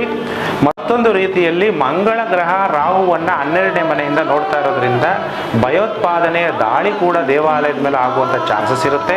ಅದಕ್ಕೆ ನರೇಂದ್ರ ಮೋದಿಯವರು ಒಳ್ಳೆ ಪ್ರೊಟೆಕ್ಷನ್ನು ಎಲ್ಲ ಅನೇಕ ಮಿಲಿಟ್ರಿ ಪಡೆಗಳು ಎಲ್ಲ ಇದೆ. ಹಾಗಂತ ಈಗ ನಾವೆಲ್ಲರೂ ಕೂಡ ಕೆಲವರೆಲ್ಲ ನನ್ನ ಹತ್ರನೂ ತುಂಬ ಜನ ಬಂದು, ಗುರುಜಿ ನಾನಿವತ್ತು ಶೋರೂಮ್ ಓಪನ್ ಮಾಡ್ತಾ ಇದ್ದೀನಿ, ಏನೇ ಆಗ್ಬಿಡಲಿ ನಾನು ಯಾವ ಮುಹೂರ್ತನೂ ನೋಡಲ್ಲ, ಇದೇ ಮುಹೂರ್ತದಲ್ಲಿ ಮಾಡ್ಬಿಡ್ತೀನಿ ಅಂತ ತುಂಬ ಜನ ಪ್ರಶ್ನೆನೂ ಕೂಡ ಕೇಳಿದರು. ಕೆಲವರು ಗರ್ಭಿಣಿಯರು ಡೇಟ್ ಕೊಟ್ಟಿದ್ದಾರೆ ಡಾಕ್ಟ್ರು, ಅದಕ್ಕೆ ಈ ದಿನನೇ ನನಗೆ ಮುಹೂರ್ತ ಇಟ್ಕೊಡಿ ಗುರುಜಿ ಅಂತೆಲ್ಲ ತುಂಬ ಜನ ಕೇಳಿದ್ರು. ಕೆಲವರು ಕೇಳೋದೇ ಇಲ್ಲ, ಇವತ್ತಿನ ದಿನ ಹುಟ್ಟಿದ ತಕ್ಷಣ ಮಗು ಎಲ್ಲ ಶ್ರೀರಾಮನಂತನೇ ಆಗ್ಬಿಡ್ತಾನ ಅನ್ನೋವಂಥದ್ದು ಕೆಲವರಲ್ಲಿ ಇರುತ್ತೆ. ಅದು ಯಾಕಂದರೆ ಇವತ್ತು ಶ್ರೀರಾಮನ ಮುಹೂರ್ತವನ್ನು ಇಟ್ಟಿರಬೇಕಾದ್ರೆ ಇದು ರಾಜಕೀಯ ಪ್ರೇರಿತವಾದಂಥ ಮುಹೂರ್ತ ಕೂಡ ಆಗಿರುತ್ತೆ. ಅದು ನಾನೆಲ್ಲ ಹೇಳ್ಬಾರ್ದು, ಆದರೂ ಅದು ಗುಪ್ತವಾದಂಥ ವಿಚಾರ ಆಗಿದ್ರೂ ಕೂಡ ವೀಕ್ಷಕರಿಗೆ ನಿಮ್ಮ ಜನ್ಮ ತಾರೀಕು ಅಥವಾ ಯಾರು ಮಾಲೀಕರು ತಮ್ಮ ಅಂಗಡಿ ಅಥವಾ ಯಾವುದೋ ಒಂದು ಶೋರೂಮು ನೀವು ಓಪನ್ ಮಾಡಬೇಕಾದ್ರೆ ನಿಮಗೆ ಸರಿಯಾಗಿರುವಂತಹ ಮುಹೂರ್ತ ಇಡಬೇಕು. ಇದು ದೇಶಕ್ಕೋಸ್ಕರ ಮತ್ತು ಶ್ರೀರಾಮನಿಗೋಸ್ಕರ ಮತ್ತು BJP ಆಡಳಿತ ಪಕ್ಷಕ್ಕೆ ಅನುಕೂಲವಾಗುವಂಥ ಮುಹೂರ್ತ ಇರುತ್ತೆ. ನಮ್ಮೆಲ್ಲರದು ಕೂಡ ಇದೇ ಮುಹೂರ್ತದಲ್ಲಿ ಮಗು ಹುಟ್ಟಿದ ತಕ್ಷಣ ನಮಗೆಲ್ಲ ಒಳ್ಳೆಯದಾಗುತ್ತೆ, ಆ ಥರ ತಪ್ಪು ಕಲ್ಪನೆಗಳಿಂದ ಎಲ್ಲರಿಗೂ ಕೂಡ ಒಳ್ಳೆಯದು ಅನ್ನೋದಲ್ಲ. ಯಾಕೆಂದ್ರೆ ನಾವು ಎಲ್ಲರೂ ಕೂಡ ಭಗವಂತನನ್ನು ನಾವು ದೇವಸ್ಥಾನಕ್ಕೆ ಹೋಗ್ತೀವಿ, ನಮಗೇನು ಕಷ್ಟ ಆಗಲ್ಲ ಅಂತ ಕೆಲವರೆಲ್ಲ ಹೇಳ್ತಾ ಇರ್ತಾರೆ. ದೇವಸ್ಥಾನ ನೀವು ಹೋಗ್ತಾನೆ ಇರ್ತೀರಾ, ಆದರೆ ಮನಸ್ಸಿನಿಂದ ಪ್ರತಿ ಕ್ಷಣನೂ ಕೂಡ ಶ್ರೀರಾಮ್ ಶ್ರೀರಾಮ್ ಭಗವಂತ ಅಂತ ನೀವು ನೆನಪು ಮಾಡಿದಾಗ ಖಂಡಿತವಾಗ್ಲೂ ದೇವರು ನಿಮಗೆ ಕಾಪಾಡ್ತಾನೆ. ಯಾವುದೇ ಮುಹೂರ್ತದಲ್ಲಿ ಮಗು ಜನನ ಆದರೂ ಕೂಡ, ಯಾವುದೇ ಮುಹೂರ್ತದಲ್ಲಿ ನೀವು ಅಂಗಡಿ ಎಲ್ಲ ಓಪನ್ ಮಾಡೋದು ಕೂಡ. ಆದರೆ ನಮ್ಮ ಜನ್ಮ ಜಾತಕದ ಪ್ರಕಾರ ನಿಮಗೆ ಇವತ್ತು ನೀವು ಎಲ್ಲ ನೋಡಬೇಕಾಗುತ್ತೆ. ತಿಥಿ, ವಾರ, ನಕ್ಷತ್ರ, ಪಂಚಾಂಗ ಅಂದಾಗ ಪಂಚ ಅಂಗಗಳು ಶುದ್ಧಿಯಾಗಿರಬೇಕು. ತಿಥಿ, ವಾರ, ನಕ್ಷತ್ರ, ಯೋಗ ಯಾವುದಕ್ಕೆ ಅನ್ನುವಂತಹ, ಮತ್ತೆ ನಿಮಗೆ ಯೋಗಗಳು ಯಾವುದಿದೆ, ನಿಮ್ಮ ಮಗುಗೆ ಜನನ ಆಗಬೇಕಾದ್ರೆ ಯೋಗಕಾರಕ ಗ್ರಹಗಳು ಯಾವುದು, ಇವೆಲ್ಲ ನೋಡಿ ನೀವು ಮಾಡ್ಕೋಬೇಕಾಗುತ್ತೆ. ನೋಡಿ, ಇವಾಗ ಈ ಲಗ್ನ ಇಟ್ಟಿದ್ದಾರೆ, ಇಲ್ಲಿ ಏನಾಗಿದೆ, ಉಪಜಯ ಸ್ಥಾನ 11ರಲ್ಲಿ ಶನಿ ಮಹಾತ್ಮ ಕೂದಿದ್ದಾನೆ. ಈ ಮುಹೂರ್ತದಲ್ಲಿ ಸೂರ್ಯ ಉಚ್ಚವಾಗಿದ್ದಾನೆ. ಸೂರ್ಯ ಉಚ್ಚವಾಗಿದ್ದಾಗ ಏನಾಗುತ್ತೆ, ಇವಾಗ ಎಲ್ಲ ಕಡೆ ರಾಜಕೀಯ ಸಂಚಲನ, ಭಾರತ ದೇಶದಲ್ಲಿ ಸಂಚಲನ ಕೂಡ ಆಗುತ್ತೆ. ದೇಶ, ಕಾಲ, ಸಮಯ ಈ ಮೂರನ್ನು ನೋಡಿ ಮುಹೂರ್ತವನ್ನು ಇಟ್ಟಿರ್ತಾರೆ. ಅದಕ್ಕೆ ನಾವು ನಮ್ಮ ಪರ್ಸ್ನಲ್ ಲೈಫಲ್ಲಿ ನಾವೇನೇ ಒಂದು ಮಾಡಬೇಕಾದ್ರೆ ನಮ್ಮ ಪರ್ಸ್ನಲ್ ಜಾತಕದ ಪ್ರಕಾರ, ಕೆಲವರು ಅದರ ಡೇಟ್ ಆಫ್ ಬರ್ತ್ ಇಲ್ಲ ಅಂತಾರೆ, ಅವಾಗ ಹಸ್ತ ಸಾಮುದ್ರಿಕ ಶಾಸ್ತ್ರ ಇದೆ, ಅದು ಜ್ಯೋತಿಷ್ ಶಾಸ್ತ್ರದ ಮತ್ತೊಂದು ಭಾಗ. ಇಲ್ಲ ಮುಖ ಸಾಮುದ್ರಿಕ ಶಾಸ್ತ್ರ, ಫೇಸ್ ರೀಡಿಂಗ್, ಅದರ ಮುಖಾಂತರ ಅದು ಗ್ರಹಗಳು ಯಾಕೆಂದರೆ ಹೇಗೆ ಗೋಚಾರದಲ್ಲಿ ಚೇಂಜ್ ಆಗ್ತಾ ಹೋಗುತ್ತೋ ಹಾಗೆ ಕೈಯಲ್ಲಿರುವಂಥ ರೇಖೆಗಳು ಕೂಡ ಚೇಂಜ್ ಆಗ್ತಾ ಹೋಗುತ್ತೆ. ಅದರಿಂದನೂ ಕೂಡ ನಾವು ಏನು ಪರಿಹಾರಗಳನ್ನ ಮಾಡ್ಕೋ, ಒಂದು ಪರ್ಮನೆಂಟ್ ರೇಖೆಗಳಿರುತ್ತೆ, ಕೆಲವೊಂದು ರೇಖೆಗಳು ಯಾಕಂದ್ರೆ ಸರ್ವಂ ಗ್ರಹಾಧೀನಂ ಜಗತ್ ಅಂತ ಹೇಳ್ತೀವಿ. ಹಾಗಾದ್ರೆ ಈ ಗ್ರಹಗಳು ನಮ್ಮನ್ನೆಲ್ಲ ಆಡಳಿತ ನಡೆಸ್ತಾ ಇರೋದ್ರಿಂದ ನಮ್ಮ ಕೈಯಲ್ಲಿರುವಂತಹ ಅನೇಕ ರೇಖೆಗಳು ಕೂಡ ಪ್ರಭಾವ ಗ್ರಹಗಳದಿರುತ್ತೆ. ಅದಕ್ಕೆ ಗ್ರಹಂ ದೈವಾಧೀನಂ ಅಂತೀವಿ. ಅಂದ್ರೆ ಗ್ರಹಗಳಿಗಿಂತನೂ ದೊಡ್ಡವನು ಹರಿ ಅಲ್ವಾ, ಭಗವಂತ ಅಲ್ವಾ, ಸೃಷ್ಟಿಕರ್ತ ಅಲ್ವಾ ಅಂತೀವಿ. ಹೌದು, ಗ್ರಹಗಳಿಗಿಂತ ದೊಡ್ಡವನು ಭಗವಂತ. ಆದರೆ ನೀವು ಭಗವಂತನ ನಾಮಸ್ಮರಣೆ ಎಷ್ಟು ಮಾಡ್ತೀರಾ ಅನ್ನೋದು ಬಹಳ ಮುಖ್ಯ. ನೀವು ಪ್ರತಿ ಕ್ಷಣ ಪ್ರತಿ ಸೆಕೆಂಡು ನಿಮ್ಮ ಉಸಿರಿನಲ್ಲೂ ಕೂಡ ಶ್ರೀರಾಮ ಅಥವಾ ನೀವು ಶ್ರೀಕೃಷ್ಣ ನಿಮ್ಗೆ ಇಷ್ಟವಾದಂತಹ ದೇವರು, ನೀವು ಯಾವುದೇ ಧರ್ಮದವರಾಗಿರ್ಬೋದು, ನಮ್ಗೆಲ್ಲ ಧರ್ಮದವ್ರಿಗೂ ಭಗವಂತ ಒಬ್ಬನೇ, ಅಲ್ಲ ಅಂತ ಕರಿಬೋದು ಅಥವಾ ಜೀಸಸ್ ಕ್ರೈಸ್ಟ್ ಅಂತ ಕರಿಬೋದು. ಯಾವುದೇ ಒಬ್ಬ ನಮ್ಮ ಭಗವಂತ ಅಂದಾಗ ಒಬ್ಬನೇ, ದೇವನೊಬ್ಬ, ನಾಮ ಹಲವು. ಎಲ್ಲರನ್ನೂ ಕೂಡ ನಾವು ಎಲ್ಲ ಧರ್ಮದವರನ್ನು ಕೂಡ ಸರ್ವಧರ್ಮವನ್ನು ನಾವು ಕೂಡ ಸ್ವೀಕಾರ ಮಾಡುವಂತಹ ಧರ್ಮ ಅಂದರೆ ಅದು ಒಂದೇ ಒಂದು, ಅದು ಹಿಂದೂ ಧರ್ಮ. ಹಿಂದೂ ಧರ್ಮದಲ್ಲಿ ವಸುದೈವ ಕುಟುಂಬಂ ಸಂಸ್ಕೃತ ಶಬ್ದವನ್ನು ಯೋಚನೆ ಮಾಡ್ತೀವಿ. ಎಲ್ಲರನ್ನೂ ಕೂಡ ನಾವು ಎಲ್ಲ ಧರ್ಮದವರು ಆ ಥರ ಅಕ್ಸೆಪ್ಟ್ ಮಾಡಲ್ಲ. ನಮ್ಮಲ್ಲಿ ನಾವು ಹಿಂದೂಗಳಾಗಿರೋದ್ರಿಂದ ಎಲ್ಲ ಧರ್ಮಗಳವರನ್ನು ಅಣ್ಣ ತಮ್ಮದಿರಂತೆ ಪ್ರೀತಿಯಿಂದ ನಾವೆಲ್ಲರನ್ನೂ ಕೂಡ ಅಕ್ಸೆಪ್ಟ್ ಮಾಡ್ತೀವಿ. ಅದಕ್ಕೆ ಇಂತಹ ಶ್ರೇಷ್ಠ ಧರ್ಮದಲ್ಲಿ ನಾವೆಲ್ಲ ಜನನ ಆಗಿದ್ದೀವಿ ಎಂದಾಗ ಅದೇ ನಮ್ಮ ಭಾಗ್ಯ. ಅದು ನಾವೆಲ್ಲ ಶ್ರೀರಾಮನ, ಯಾಕೆಂದ್ರೆ ನಾವು ಯಾವೇ ಧರ್ಮದಲ್ಲಿ ಇರ್ಬೋದು, ರಾಮ ಕ್ಷತ್ರಿಯನಾಗಿ ಮಹಾವಿಷ್ಣು ಜನನವನ್ನು ಪಡಿತಾನೆ. ಅಂತಹ ರಾಮನ ಪ್ರತಿಷ್ಠಾಪನೆ ನೀವೆಲ್ಲ ನರೇಂದ್ರ ಮೋದಿಯವರು ಭಾರತ ದೇಶದ ಪ್ರಧಾನಮಂತ್ರಿಗಳು. ನಾನು ಮತ್ತೊಂದು ಮೀಡಿಯಾದಲ್ಲೂ ಕೂಡ ಹೇಳಿದ್ದೆ, 10 ವರ್ಷ ಇವರು ಕಂಟಿನ್ಯೂಸ್ ಆಗಿ ಪ್ರಧಾನಮಂತ್ರಿಗಳಾಗ್ತಾರೆ ಅಂತ. ಈಗ ಇದೊಂದು ಮುಹೂರ್ತ ಮತ್ತು ಶ್ರೀರಾಮನ ಪ್ರತಿಷ್ಠಾಪನೆ, ಇದರಿಂದ ಇನ್ನೂ ನರೇಂದ್ರ ಮೋದಿ ಅವರಿಗೆ ಶಕ್ತಿ ಮತ್ತೆ ಅವರಿಗೆ ಪ್ರಸಿದ್ಧಿ ಇವೆಲ್ಲನೂ ಕೂಡ ತಂದು ಕೊಡ್ತಾ ಇರುವಂಥದ್ದು ಕಂಡು ಬರ್ತಾ ಇದೆ. ಗುರುಗಳೇ, ಈಗ ನೀವು ನೇರ ವೀಕ್ಷಣೆಯಲ್ಲಿ ನೋಡ್ತಾ ಇದ್ದೀರಾ, ನರೇಂದ್ರ ಮೋದಿ ಅವರು ತಮ್ಮ ದೇವರಿಗೆ ಒಂದು ಏನು ಅರ್ಚನೆಯನ್ನು ಮಾಡಿ ಅಥವಾ ಅಭಿಷೇಕವನ್ನು ಮಾಡಿದ ನಂತರ ಈಗ ಭಗವಂತನಿಗೆ ಮಹಾಮಂಗಳಾರತಿಯನ್ನು ಮಾಡಿ ಲೋಕಾರ್ಪಣೆಯನ್ನು ಮಾಡ್ತಾ ಇದ್ದಾರೆ. ಈ ಒಂದು ಸಂದರ್ಭದಲ್ಲಿ ಆ ಪಕ್ಕದಲ್ಲೇನೆ ನಮ್ಮ ಉಡುಪಿಯ ಪೇಜಾವರ ಮಠದ ಸ್ವಾಮೀಜಿಗಳಿದ್ದಾರೆ, ಯೋಗಿ ಆದಿತ್ಯನಾಥರಿದ್ದಾರೆ, ಹೀಗೇನೆ ದೇಶದ ಬೇರೆ ಬೇರೆ ಮೂಲಗಳಿಂದ ಬಂದಿರತಕ್ಕಂಥ VVIPಗಳಿದ್ದಾರೆ. ಆದರೆ ಇವರೆಲ್ಲರೂ ಇದ್ದಾಗ್ಲೂ ಎಲ್ಲೋ ಒಂದ್ ಕಡೆಗೆ ಕೆಲವರೆಲ್ಲ ಹೇಳ್ತಾ ಇದ್ರು, ನರೇಂದ್ರ ಮೋದಿ ಅವರಿಗೆ ಇನ್ ಮುಂದೆ ಕಂಟಕ ಇದೆ, ನರೇಂದ್ರ ಮೋದಿ ಅವರಿಗೆ ಜಾತಕದ ಮುಖಾಂತರ ನೋಡಿದ್ರೆ ಕಂಟಕ ಇದೆ, ಅವರು ಮುಂದಿನ ಚುನಾವಣೆಯಲ್ಲಿ ನಿಂತರು ಗೆದ್ರು ಉಳಿಯೋದು ಕಷ್ಟ, ಮುಂದೆ ಮಹಿಳೆ ಈ ದೇಶವನ್ನ ಆಳ್ವಿಕೆ ಮಾಡ್ತಾಳೆ, ರಾಷ್ಟ್ರಪತಿ ಆಡಳಿತ ಬರುತ್ತೆ ಅಂತೆಲ್ಲ ಹೇಳ್ತಾ ಇದ್ರು. ಈ ಒಂದು ಸಂದರ್ಭದಲ್ಲಿ ಅದು ನಿಜಾನ ಗುರುಗಳೇ? ನೋಡಿ, ಈ ಒಂದು ಸಂದರ್ಭ ಯಾಕಂದ್ರೆ ಸಮಯ ಅನ್ನೋದು ಯಾವಾಗಲೂ ಒಂದೇ ಥರ ಇರಲ್ಲ. ಯಾಕೆಂದ್ರೆ ಅದು ಸಮಯ ಅಂದರೆ ಪರಿವರ್ತನೆಯೇ ಜಗತ್ತಿನ ನಿಯಮ ಅಂತ ನಮಗೆಲ್ಲ ಗೊತ್ತಿರುವಂಥದ್ದು. ಕಾಲೈ ತಸ್ಮೈ ನಮಃ ಅಂತೀವಿ. ಕಾಲ ಪರಿವರ್ತನೆ ಆಗ್ತಾ ಇರುತ್ತೆ. ಇವಾಗ ಮತ್ತೆ ನರೇಂದ್ರ ಮೋದಿಯವರೇ ಪ್ರಧಾನಮಂತ್ರಿಗಳು ಆಗೋ ಥರ ಈ ಸಂದರ್ಭದಲ್ಲಿ ಕಾಣಿಸ್ತಾ ಇದೆ. ಡೇಟು ಮುಂಚೆ ಎಲೆಕ್ಷನ್ ಡೇಟ್ ಹಾಕೊಳ್ಳುವಂಥ ಚಾನ್ಸಸ್ಸು ಕಂಡು ಬರ್ತಾ ಇದೆ. ಅದೇ ಡೇಟಿಗೆ ಅವರು ಲೋಕಸಭೆ ವಿಸರ್ಜನೆ ಮಾಡುವ ಸಾಧ್ಯತೆಗಳು ಕಂಡು ಬರ್ತಾ ಇಲ್ಲ. ಆಗ ಯಾವ ಡೇಟಿಗೆ ವಿಸರ್ಜನೆ ಮಾಡ್ತಾರೆ, ಯಾವಾಗ ಎಲೆಕ್ಷನ್ಗೆ ಹೋಗ್ತಾರೆ, ಆ ಡೇಟು ಆ ಸಮಯದಲ್ಲಿರುವಂತಹ ಗ್ರಹ ಗೋಚಾರಗಳನ್ನು ನೋಡಿ ನಾವು ಮತ್ತೆ ನರೇಂದ್ರ ಮೋದಿಯವರ ಭವಿಷ್ಯ ಅಥವಾ ಮತ್ತೆ ಬೇರೆ ಯಾರು ಪ್ರಧಾನಮಂತ್ರಿಗಳಾಗ್ತಾರೆ ಅನ್ನೋಂಥ ವಿಚಾರವನ್ನು ಡಿಸ್ಕಸ್ ಮಾಡ್ಬೋದು. ಈಗ ಅಟ್ ಪ್ರೆಸೆಂಟ್ ಸಿಚುಯೇಷನಲ್ಲಿ ನರೇಂದ್ರ ಮೋದಿಯವರ ವರ್ಚಸ್ಸು ಅತಿ ಹೆಚ್ಚಾಗ್ತಾ ಇದೆ. ನಮ್ಮ ಹಿಂದೂ ಸಂಪ್ರದಾಯ ಅನ್ನೋದು ಇವರು ಮುಖಾಂತರ ಇಡೀ ದೇಶ ವಿದೇಶದಲ್ಲೂ ಕೂಡ ಇವತ್ತು ಧರ್ಮದ ಕ್ರಾಂತಿ ಅನ್ನೋದು ಆಗ್ತಾ ಇದೆ. ಯಾಕಂದರೆ ನಮಗೆ ಹಿಂದೂಗಳಿಗೆ ಇರುವಂಥದ್ದು ಒಂದೇ ದೇಶ, ಅದು ಭಾರತ ದೇಶ. ಬೇರೆ ಬೇರೆ ಧರ್ಮದವರಿಗೆ ಅನೇಕ ದೇಶಗಳಿದೆ. ಇವತ್ತು ಇಡೀ ವಿಶ್ವನೇ ತಿರುಗಿ ಮಾಡ್ತಾ ಇರುವಂಥದ್ದು ನರೇಂದ್ರ ಮೋದಿ ಅವರು ನಮ್ಮ ಭಾರತ ದೇಶದ ಪ್ರಧಾನಮಂತ್ರಿಗಳು ಅಂತ ಹೇಳ್ಕೊಳ್ಳೋಕ್ಕೆ ನಾನು ಕೂಡ ಹೆಮ್ಮೆ ಪಡ್ತಾ ಇದ್ದೀನಿ. ಗುರುಗಳೇ, ಈಗ ಏನು ಪ್ರತಿಮೆ, ಶ್ರೀರಾಮನ ಪ್ರತಿಮೆ ಲೋಕಾರ್ಪಣೆ ಆಯಿತು, ಇಡೀ ಜಗತ್ತಿತ್ವದ ಸಂದೇಶ ರವಾನೆ ಆಯಿತು. ಅಯೋಧ್ಯೆಯಲ್ಲಿ ಮತ್ತೆ ಶ್ರೀರಾಮನ ಒಂದು ಪುತ್ಥಳಿಯನ್ನು ಪುನಃ ಪ್ರತಿಷ್ಠಾಪನೆ ಆಯಿತು. ದಶಕೋಟಿ ಅಲ್ಲ ಶತಕೋಟಿ ಭಾರತೀಯರ ಕನಸು ನನಸಾಯಿತು. ಇವತ್ತು ಈ ಕ್ಷಣ ನರೇಂದ್ರ ಮೋದಿಯವರ ನೇತೃತ್ವದಲ್ಲಿ ಇಡೀ ಭಾರತ ದೇಶ ಕಣ್ಣು ಬಿಟ್ಕೊಂಡು ಕಾಯ್ತಾ ಇದ್ದಂಥ ಒಂದು ಸುಕ್ಷಣ. ಭಾರತೀಯರ ಆರಾಧ್ಯ ದೈವ ಪ್ರಭು ಶ್ರೀರಾಮಚಂದ್ರ ಇವತ್ತು ಈ ಒಂದು ಸಂದರ್ಭದಲ್ಲಿ ಲೋಕಾರ್ಪಣೆ ಆಗಿದ್ದಾರೆ. ಒಬ್ಬ ಸಾಮಾನ್ಯ ಮನುಷ್ಯ ಭಗವಂತನಾಗೋದು ಹೇಗೆ ಅನ್ನೋದನ್ನ ತೋರಿಸ್ಕೊಟ್ಟಂತ ವ್ಯಕ್ತಿ ಪ್ರಭು ಶ್ರೀರಾಮಚಂದ್ರ. ಗುರುಗಳೇ, ನೀವು ಶ್ರೀರಾಮಚಂದ್ರನ ಪುತ್ಥಳಿಯನ್ನ ನೋಡಿರ್ಬೋದು, ಆ ವಿಗ್ರಹವನ್ನ ನೋಡಿರ್ಬೋದು, ವಿಗ್ರಹದ ಕೆತ್ತನೆಯನ್ನ ನೋಡಿರ್ಬೋದು. ಆ ಕೆತ್ತನೆಯಲ್ಲಿ ಏನ್ ಮಾಡಿದ್ದಾರೆ ಅಂತ ಹೇಳಿದ್ರೆ ಶ್ರೀರಾಮಚಂದ್ರನ ಪ್ರಭಾವಳಿಯನ್ನ ಮಾಡಿದ್ದಾರೆ. ಕೆತ್ತನೆ ನಮ್ಮ ಹೊಯ್ಸಳರ ಶಿಲ್ಪಕಲೆಯ ರೀತಿಯಲ್ಲಿ ಇದೆ. ಶ್ರೀರಾಮಚಂದ್ರನ ಕೆತ್ತನೆ ಆ ಶಿಲ್ಪಕಲೆಯ ರೀತಿಯಲ್ಲಿ ಸುತ್ತಲಿನಲ್ಲಿ ಒಂದು ಅವತಾರ ಇದೆ, ಅಂದ್ರೆ ಶ್ರೀರಾಮಚಂದ್ರನ ಒಂದು ಅವತಾರ ಇದೆ. ಅದು ಯಾವುದು ಅಂತ ಹೇಳಿದ್ರೆ ಬುದ್ಧನ ಅವತಾರ. ಬುದ್ಧನ ಅವತಾರವನ್ನ ಶ್ರೀರಾಮಚಂದ್ರನ ಪುತ್ಥಳಿಯಲ್ಲಿ ತೋರಿಸಿದ್ದಾರೆ. ನಿಜವಾಗಲೂ ಶ್ರೀರಾಮಚಂದ್ರ ಬುದ್ಧನೇನ, ಬುದ್ಧ ಶ್ರೀರಾಮಚಂದ್ರನ ಅಂತ? ಯಾಕಂತ ಹೇಳಿ ದೇವರನ್ನೇ ನಂಬ್ತಾ ಇರಲಿಲ್ಲ. ಬುದ್ಧ ಮೂರ್ತಿ ಪೂಜೆಯನ್ನು ಒಪ್ಕೊಳ್ತಾ ಇರಲಿಲ್ಲ. ಬುದ್ಧನಿಗೆ ದೇವರೇ ಇಲ್ಲ, ಒಬ್ಬ ಮನುಷ್ಯನೇ ದೇವರು ಅಂತ ಹೇಳಿದ್ದಂಥ ವ್ಯಕ್ತಿ. ಮತ್ತೆ ಬುದ್ಧ ತನ್ನನ್ನು ತಾನು ಎಲ್ಲೂ ದೇವರು ಅಂತ ಹೇಳ್ಕೊಂಡಿರ್ಲಿಲ್ಲ. ಈಗ ನಾವೇನ್ ಮಾಡಿದೀವಿ, ಬುದ್ಧನನ್ನ ಶ್ರೀರಾಮನ ಪುತ್ಥಳಿ ಒಳಗಡೆ ಇಟ್ಟು ಬುದ್ಧನೇ ರಾಮ, ರಾಮನೇ ಬುದ್ಧ ಅಂತ ಹೇಳ್ತಾ ಇದೀವಿ. ಇದು ಸತ್ಯನಾ ಸುಳ್ಳ? ಇದ್ರ ಬಗ್ಗೆ ಒಂದಷ್ಟು ಚರ್ಚೆ ನಡೀತಾ ಇದೆ. ಇದ್ರ ಬಗ್ಗೆ ಏನಾದರೂ ಒಂದಷ್ಟು ಕ್ಲಾರಿಟಿ ಕೊಡ್ಬೋದಾ ಗುರುಗಳೇ? ನೋಡಿ, ಶ್ರೀರಾಮನ ಅವತಾರಗಳು ಅಂದರೆ ಪರಶುರಾಮ, ಅನೇಕ ಮಹಾವಿಷ್ಣುವಿನ ದಶಾವತಾರಗಳು ಆಗಿದೆ. ಆದರೆ ಬುದ್ಧನೂ ಕೂಡ ಅಲ್ಲಿ ತಪಸ್ಸು ಮಾಡಿದಾನೆ ಅನ್ನುವಂತಹ ಇವಾಗಲೂ ಕೂಡ ನೀವು ಅಯೋಧ್ಯೆಯಲ್ಲಿ ನೋಡಿದ್ರೆ ಕಂಡು ಬರುತ್ತೆ.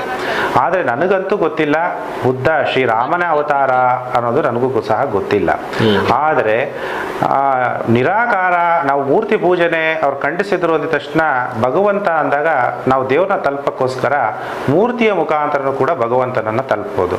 ಯಾಕಂದ್ರೆ ಇಡೀ ವಿಶ್ವದಲ್ಲೇ ಸೃಷ್ಟಿಕರ್ತ ಲೋಕಕರ್ತ ಭಗವಂತ ಒಬ್ಬನೇ. ನಾವು ರಾಮನ ರೂಪದಲ್ಲಿ ಕೆಲವರು ಪ್ರಾರ್ಥನೆ ಮಾಡಿ ಭಗವಂತನ ತಲುಪ್ತಾರೆ, ಕೆಲವರು ಶಿವನ ನೆನಪು ಮಾಡ್ತಾ ಶಿವ ಶಿವ ಅಂತೇಳಿ ಈಶ್ವರನ ತಲುಪ್ತಾರೆ, ಕೆಲವರು ಬೇರೆ ಬೇರೆ ದೇವತೆಗಳನ್ನ ಆರಾಧನೆ ಮಾಡಿದ್ರು ಕೂಡ ಭಗವಂತ ಸೃಷ್ಟಿಕರ್ತ ಒಬ್ಬನೇ. ಅದಕ್ಕೆ ನಾನು ಅವಾಗಲೇ ಹೇಳಿದೆ, ಅಂದ್ರೆ ನಾವು ದೇವ್ರಿಗೇನೆ ನಾವು ಮೂರ್ತವನ್ನು ಇಡಕ್ಕಾಗುತ್ತಾ ಅಂತ. ಅಂದ್ರೆ ನಾವು ದೇವರ ಜೊತೆಗೆ ನಾವು ಯಾಕೆ ವಿಗ್ರಹಗಳನ್ನ ಮಾಡ್ತೀವಿ ಅಂದ್ರೆ, ನಾವು ಈ ಪ್ರಪಂಚದಲ್ಲಿ ಇದ್ದೀವಿ, ನಾವು ಭಗವಂತನ ಶಕ್ತಿ ಗೊತ್ತು ನಮ್ಮ ಆತ್ಮಕ್ಕೆ. ಭಗವಂತ ಅಂದ್ರೆ ಒಬ್ಬ ಶಾಂತಿ ಸಾಗರ, ಸೃಷ್ಟಿಕರ್ತ, ಜ್ಯೋತಿರ್ಲಿಂಗ. ಅದಕ್ಕೆ ನಾವು ಈಶ್ವರನ್ನ ಅಥವಾ ರಾಮನನ್ನ ನಾವು ನೆನಪು ಮಾಡಬೇಕಾದ್ರೆ ನಾವು ಭೂಮಿ ಮೇಲಿದ್ದಾಗ ದೇವ್ರನ್ನ ನಮ್ಮ ಜೊತೆಗೆ ಇಟ್ಕೊಳ್ಳೋಕ್ಕೆ ಒಂದು ಮೂರ್ತಿ ರೂಪದಲ್ಲಿ ದೇವ್ರನ್ನ ಇಟ್ಟುಕೊಂಡು ಬಯಸಿ ಆ ದೇವರ ಕಂಪನಗಳಿಗೆ ನಾವು ಕಂಪಿಸ್ಕೊಳ್ಳೋಕೆ ಇಷ್ಟಪಡ್ತೀವಿ. ಆದರೆ ನೀವು ದೇವ್ರನ್ನ ಯಾವ ರೀತಿಯಿಲ್ಲಾದ್ರೂ ನೆನಪು ಮಾಡ್ಬೋದು. ಯಾವತ್ತೂ ಬುದ್ಧ ಕೂಡ ಹೇಳಿಲ್ಲ ನಾನೇ ದೇವರು ಅಂತ, ಯಾವತ್ತೂ ಕೂಡ ಹೇಳಿಲ್ಲ. ಯಾರು ಕೂಡ ಮನುಷ್ಯ ನಾನೇ ದೇವರು ಅಂತ ಹೇಳ್ಕೊಳ್ಳೋನು ಮಹಾಮೂರ್ಖ. ಯಾಕಂದ್ರೆ ಸೃಷ್ಟಿಕರ್ತ ಅವನು ನಿಮಗೆ ಯಾವ ರೀತಿಯಲ್ಲಿ ನೆನಪು ಮಾಡ್ತೀರೋ ಆ ರೀತಿಯಲ್ಲಿ ನಿಮಗೆ ಭಕ್ತರಿಗೆ ಫಲಾನುಫಲವನ್ನು ಕೊಡ್ತಾನೆ. ಯಾವುದೇ ಒಬ್ಬ ದೇವತೆಗಳು ಕೂಡ ನಿಮಗೆ ಏನಾದರೂ ಒಂದು ಫಲ ಕೊಡಬೇಕಾದ್ರೆ ಭಗವಂತನನ್ನ ಕೇಳಿನೇ ಫಲವನ್ನ ಕೊಡಬೇಕಾಗತ್ತೆ ಅಂತ ಭಗವದ್ಗೀತೆಯಲ್ಲಿ ಇದೆ.